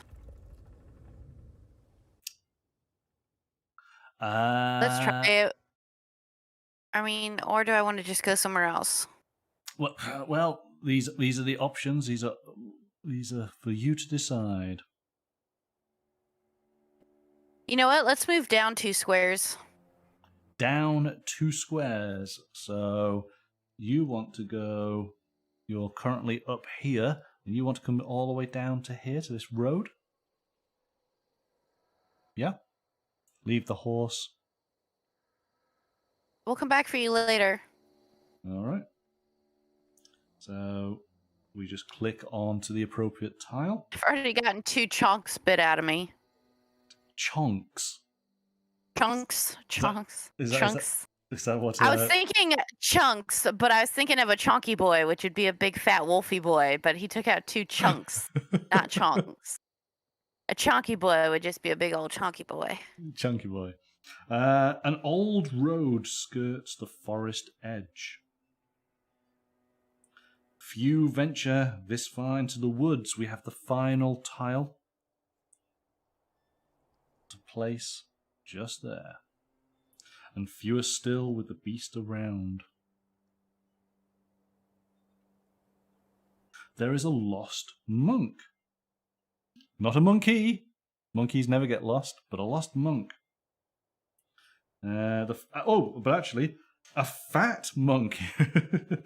So he's a lost fat monk. He's a chunky monk. A chunky monk. A chunky monk. A chunk. Yeah, he's slowly a big old makes chunk. his way through the thick snow. The beast is still lurking nearby. Beware! I'm gonna go talk to the monk. But we have the beast. The beast has been found. I don't care. Werewolf. Werewolf. Werewolf. Werewolf. Werewolf. So we put him just there. I don't care about him. I'm talking to this chunky monk over here. Chunky monk. Okay. So you want to go and talk to the lost monk. Mm-hmm. Visit the lost monk. Humming a happy tune, a fat monk trudges through the snow. Red-faced with his tonsure, is that tonsure? Tonsure? Glistening in the wind. I want to know what a tonsure is. If anybody knows what a tonsure is, please put it in chat. Glistening in the winter sun. He waves at you and smiles as you approach. It seems as though he's drinking wine from his water skin. Care to help a fellow traveller? So, help him. It is a practice of cutting or shaving some or all of the hair on your scalp. It is a sign of religious devotion. So it's that hair ring around the head. Right. From like all the depictions of monks back in the day where they had like the hair halo. So they're not just bald. No, tonsure is the name of it. Right. Okay. So, do you want to help him brave the snow? Or first, I want to ask him what he's doing. You want to ask him what he's doing? All right, let's ask him. Sometimes one's purpose is to just be a stranger in need, he answers cryptically, then smiles and reaches into his bag. Would you care for a bite? He offers some bread and smoked fish. So you get to refresh one of your die, but you have all of your die already. And you gain some food. Card 7. There we go. So you are now at the limit of what you are able to hold. Okay. So, are you going to help him through the snow, or he's giving you food? Yellow. You want to scan about or talk to him about your destiny? Ooh, wrong one. That's what we want to do. And the Romani king promises to help those who go after the beast. Okay. Okay, so let's try to help him through the snow. We'll Help him roll through 3 snow. dice. 3 dice. Okay. Just 3 dice.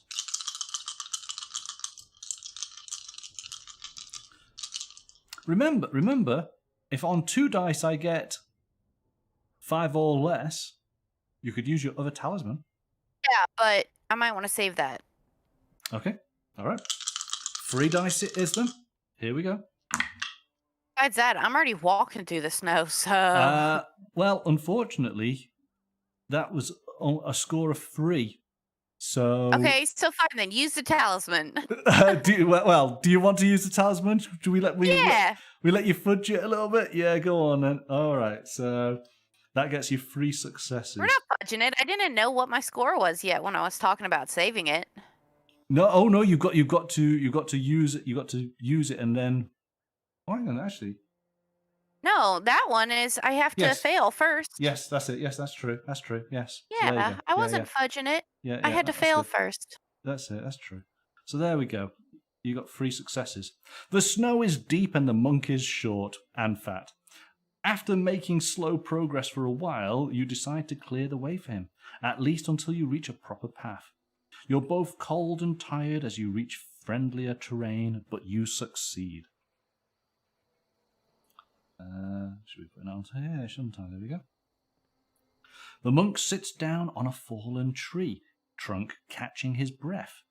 Tell me, he says, do you believe in fate? Yes. You do believe in fate. Okay. Wise, he laughs. Many threads of destiny are being spun right now, waiting to be entangled, or woven into a new tapestry. Keep an eye on yours. So, the monk smiles. Say, could you bring me a stick from that forest over there? The question comes out of nowhere, catching you by surprise. If I had a proper staff, I'd manage on my own from here. So, are you going to find the monk a good stick? Well, use the rest of my dice. So, you're doing that. You have 4 dice available to you. Yeah, Yes? use them all. Use them all.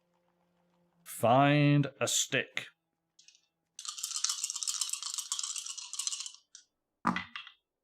Boy! So that's a 3, that's a 5, that's a 6, and an instant success. You have 3 successes. Woohoo! I bet I found a really good stick. Well, in a forest should be a reasonably easy test, but there we go. No, I found him the best stick. The best stick. Soon you return with a proper, sturdy stick. Shocked, you see the monk is no longer there. You look around. Nothing. Not even footprints in the snow. There is no trace of the jolly monk. Just a silver cross lying in the snow. You would swear you heard his laughter as you touched the crucifix. Ooh, strange. So, crucifix. Find the appropriate card. There it is. Helped a ghost, possibly so. So there we go. Crucifix. It's always on turn start. You may exhaust one of your effort dice to gain 2 pip movements in intelligence. That's awesome. So those go back, and those are exhausted.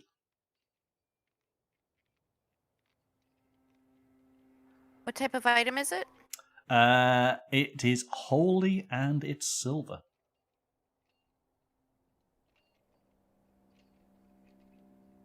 The monk is gone without a trace. What a strange man. So we move the token.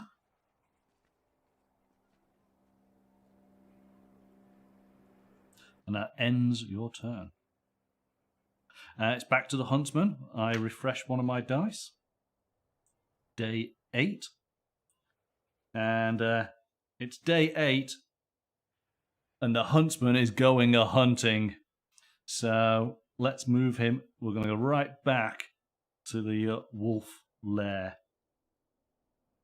Yeah, we're going to set a trap. Oh, snap. Do it. I am prepared. So, let's put the trap card. Improvise. Scraps a stick and string. Let's do that.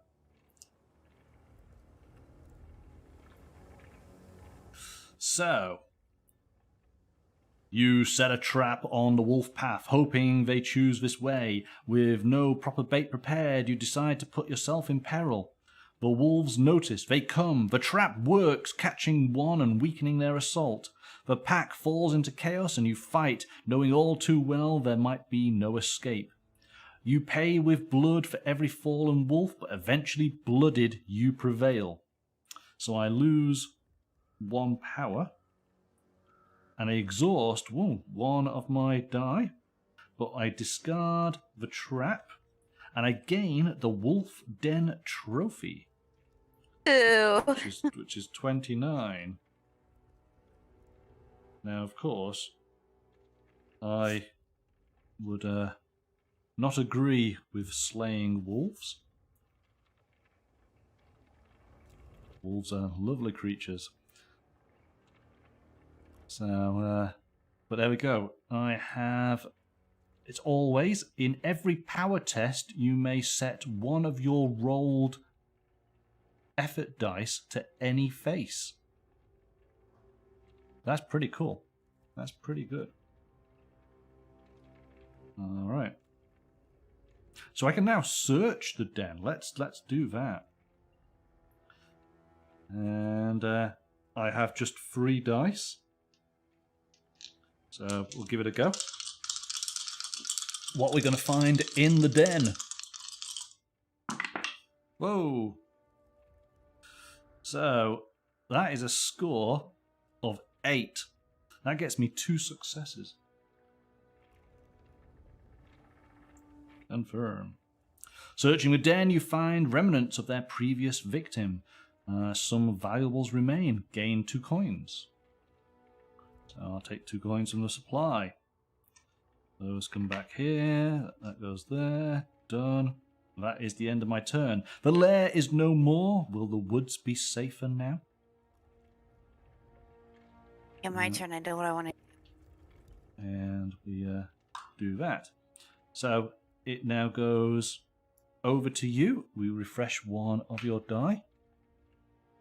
I'm just looking, so just before we get started, because this is the start of day 9, it is 9 o'clock already. So what do you want to do, Sarah? Did you want to... I want to go see the crow. do you want to carry on for another couple more turns? Yes. Yeah? I want to go see the crow. You want to see the crow? All right. Well, okay. So I mean, do you have plans that you need to attend to? No, but we just like to keep the stream relatively tight around the 2 hours. So maybe we'll just do a few more. Maybe we'll do this turn and another turn. So that's 10 whole days we've done. See how we feel. Let's just keep going and see how we feel. Oh, God. So here we go. So I've refreshed one of your die. So I want to go to the crow. You want to go to the crow. So that's coming over to me, isn't it? So that's coming over to here, coming to the cart. So broken cart. Visit that. Catch the crow. So sneak up to it or lure it with food. Lure it with food. Oh, you see. See, this is what I really like, is that, hey, you've got the food, I didn't have the food, the crow's going to be yours, isn't it? But the wolves were going to be mine, so... Like the crow that I saved from my yard the other week. Okay, so here we go. There's something odd about this bird. It's clearly used to the presence of humans, and after you bribe it with some tasty morsels, it quickly decides to accompany you. So we discard the food, and now you have a crow. And who doesn't want a crow as a pet?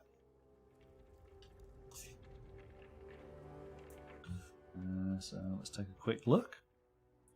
Caw, caw.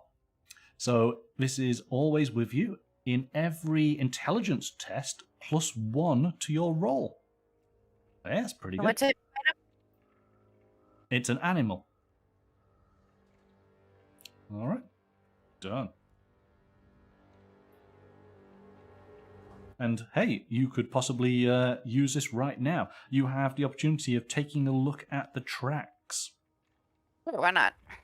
So how many dice would you like to do on this? 3. 3. So it's whatever this is, +1. Here we go. Yes, well, it's a good roll. So that's 7. That's now 8. That's 2 successes.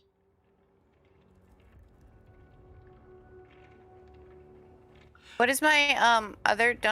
What does my other thing do? What other thing?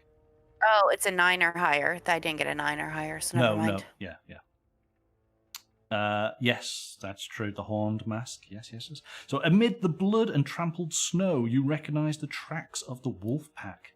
This would be a dangerous place if the pack was still around. See, again, another really cool aspect of the game is it knows the wolves are dead. So the world is changing by the actions that we are doing within it. You get to move your intelligence, one of your pips, down by 1. So which do you want to move? What are the higher numbers at? 10 and 12. Let's move it down to a 9. All right. Hopefully you're making things a bit easier for yourself. That pretty much ends your turn, then. So the broken cart is complete. The woods are dangerous. There are no more reasons to risk the approaching the cart. So the cart is gone. Done. I already have plans. Okay. It's now the huntsman's turn. I take my die there. Now I am going to travel. We've got quite a few cards that haven't been uncovered. I am going to travel. I'm going to go 1, 2 to tile 4. Let's find out what's over there. So we flip the tile. They done warned us about Southwest, and what do? You just go on to Southwest. The forest is dark and dense. It doesn't want you here. The old Pathfinder. Ah. Was this not somebody I needed to talk to? And the dark woods. Ominous, ominous. Something dark stirs in the woods. It's pitch black beneath the trees. I will talk to the old Pathfinder. And again, it's a person with a trade stack. We have nets, bows, rope, tarp, and torch. So let's get these together. A net is 72. Quickly do this. 72. All those are quite lower down, aren't they? There's a 15 for the torch. We need a 4.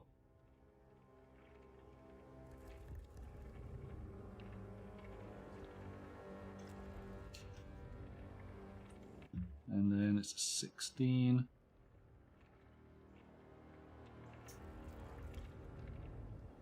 And a 17. So there's the 17. There's a 16. There's 2 16s. Some more traps. So, let's take a look. A net. I mean, a torch gives you 1 success. You got more bows. You got ropes. Gives you 2 successes in a dexterity test. Ah, the rope is what I could have used to climb the tree.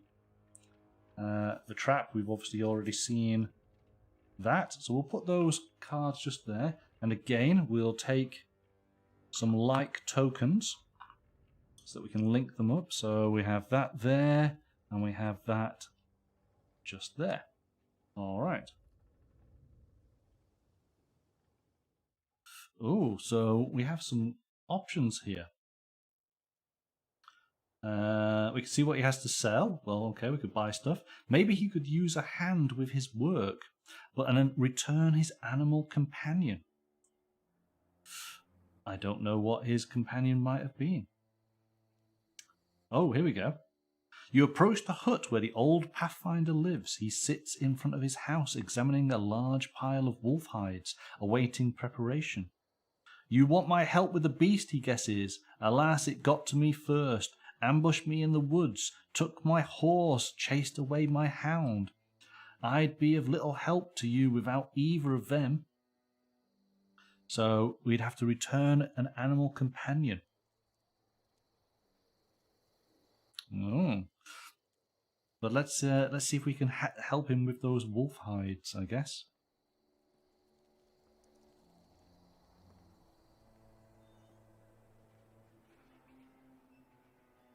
So, rolling dice. I'm going to roll my 2 die. The good thing about this is I have that Wolf Den trophy. I can change my effort die to any face. So, no matter what, I get a success. I've got to try and get some good results on the core dice. Let's see what we do. Not good. Oh, that's rubbish. So that's 3, that's 5, that's 1 success. Even if I changed that, it'd be 1 success. So, not good. You offer to help with the hides, but it seems you've overestimated your ability. You stumble and fall under the weight of the furs. The Pathfinder piles on you. Yeah, I wasn't very good. I'm going to leave it at that. That's the end of my turn. So, Sarah, this is going to be the last round. Okay. All right. So let's see what are you able to accomplish in this last round. We refresh one of your die. All right. You are in the dark woods all on your own there. Where are you going to go? Return this bird. You can return the bird. Okay, so you're going to go to the hanging tree. So that's 1, 2 over there. Oh, put that back. Stay there. Visit the hanging tree. And straight away, give the red-headed girl her crow. Is that what you're happy to do? I want to give her the crow. Should I ask her? Yeah, let's give her the crow first. Okay, give her the crow. So we scan the crow.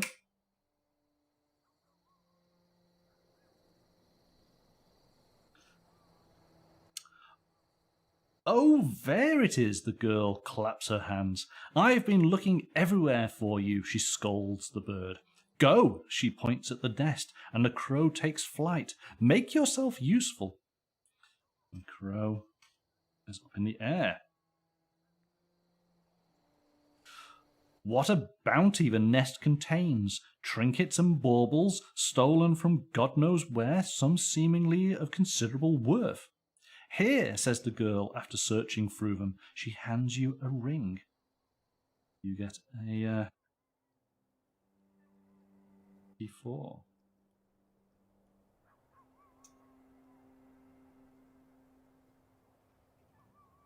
Okay, done. Let's take a look. The signet ring is silver. It's an always active. In an intelligence test, if you get 3 or more successes, you may refresh one of your effort die. That's pretty good. So that And it's a silver item. it is a silver item. All right.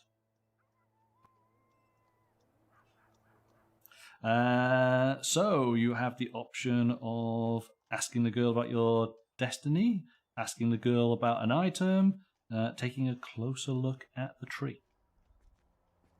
Let's ask her about my destiny yellow. Destiny yellow. All right.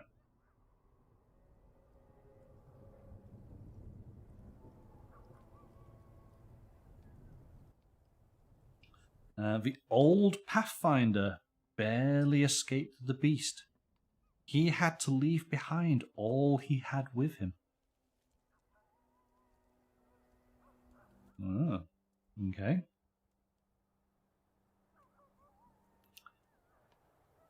Would you like to take a look at the tree? Yes. Okay. How many dice would you like to use? Do I have all of them? You have 2 core dice and 1 effort dice. Well, then I guess I'll roll 3. 3 dice. All right.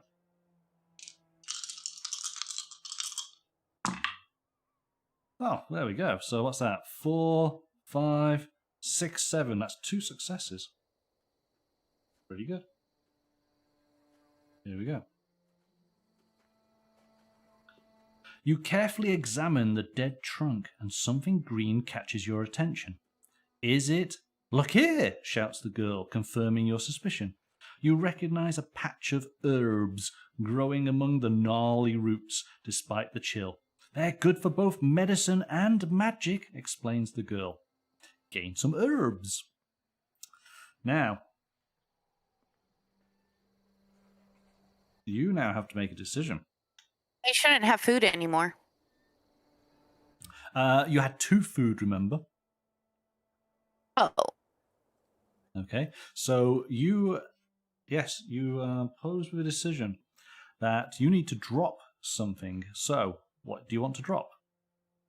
So the ring gives me... To do this quickly, food is the least valuable item in all the things you have. Yeah, drop the food. So, drop the food. So what happens, again, it works in exactly the same way as the other elements. We put a token on here. We put a token on the food. And there we go. Now I have medicine. And now you have medicine. Yeah. But I can't go do anything with it because you want to stop playing. Well, we're past the 2-hour mark, so yes, we do need to wrap things up. But we could always come back at a later date. Again, that's something that's very, very cool with the game, is that it saves your position. It knows exactly where you are. So other than just doing a quick photograph of how you've laid things out on the table, the app knows exactly where you are with the items you'll have collected. And what you've revealed on the map, and you can just start again right from where you left off. So those are returned. That is exhausted, and we end your turn. The clever girl walks south towards the Romani camp. Oh, okay, so the hanging tree is no longer a location.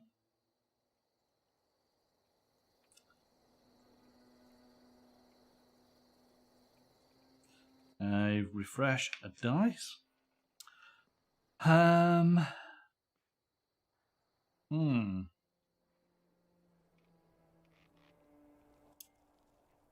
am going to go to see the bishop. So 1, 2. Let's go to there. Go to the bishop. And prove I have killed the wolves. So we're going to show him the Wolf Den trophy.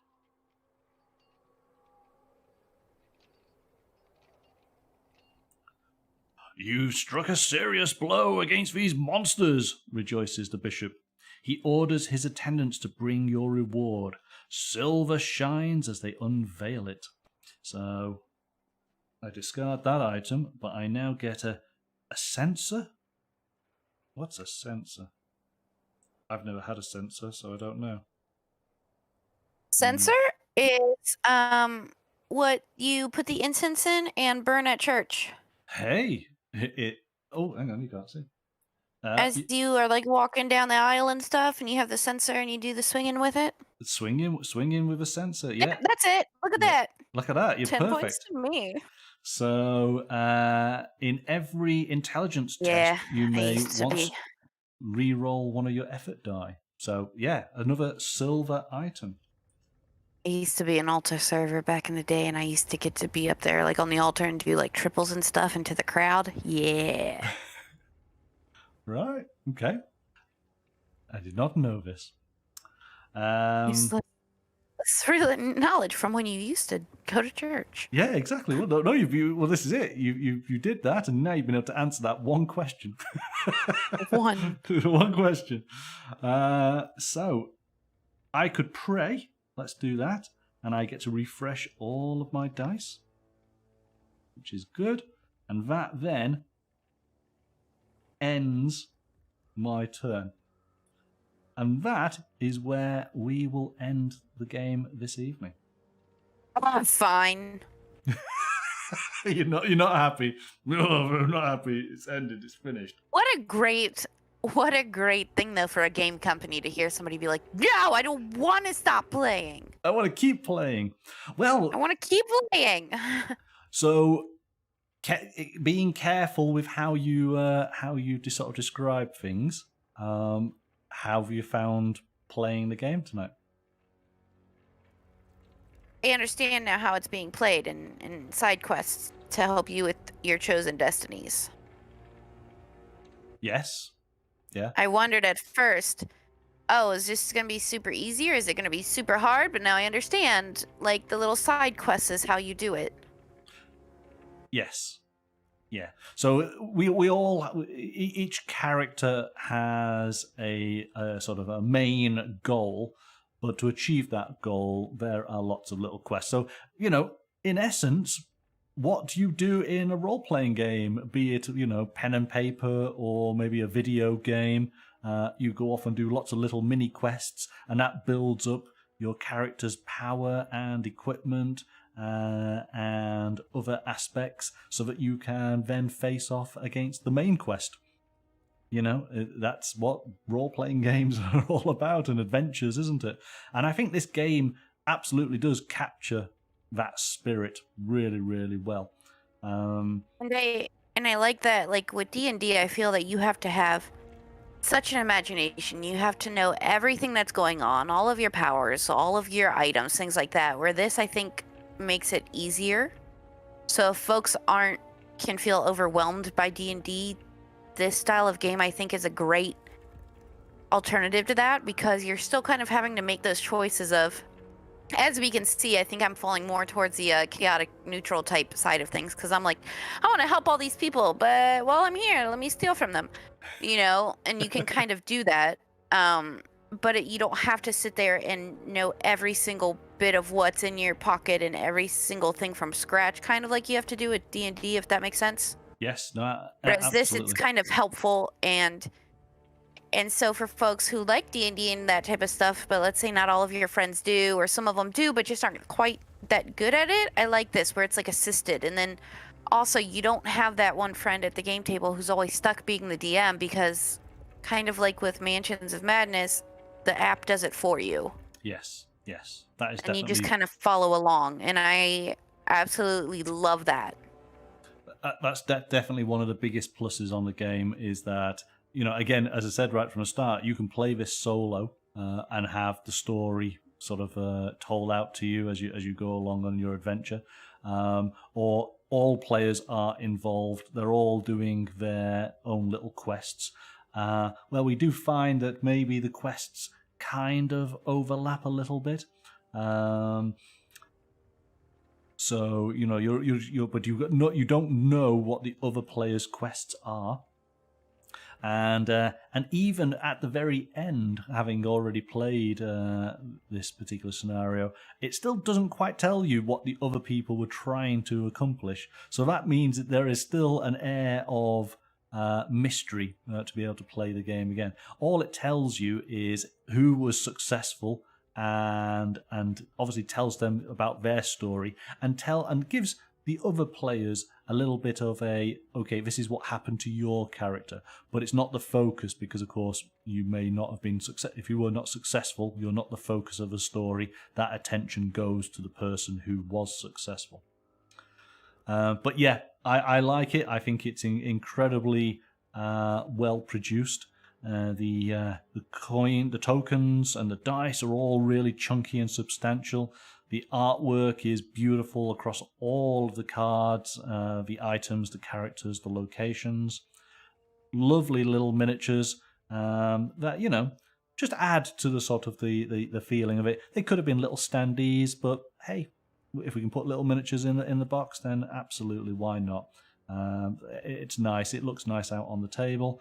The app is perfectly functional in what it does. And is a good way of interacting with the game world.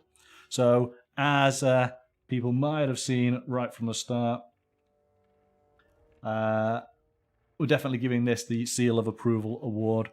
There is multiple expansion packs. One's already out. One is planned for release later in the year. And I hope to be able to take a look at those as they come out. So more areas of the world to discover, more stories to play through, which is great to sort of see that this is just the start of an opening world of adventure. I could definitely see this as a game that we would actually have in our collection. Yes. But to be honest, so far all of the Lucky Duck games have not disappointed. This is true. Yes, I mean, games does not disappoint. That is my verdict so far. We definitely enjoy playing the Chronicles of Crime games, but we played a couple of others. The Tang Garden was a really good game. Again, yeah. You can just see the production. So far that I've played, I've loved. It's another good example of their really high production value, which is really, really good. Right.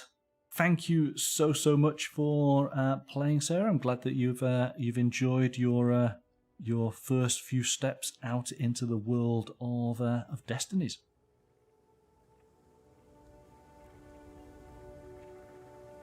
Thank you for having me. I enjoyed it. Good. All right. Have a wonderful weekend, and we'll see you next time. Okay, bye. Bye-bye.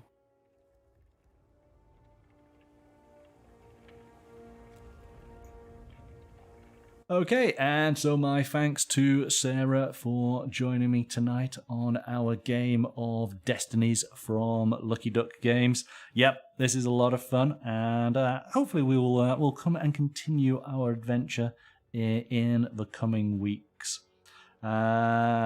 Painting will continue on Monday night from 7 o'clock. Join us on Twitch for that. But until then, bye for now.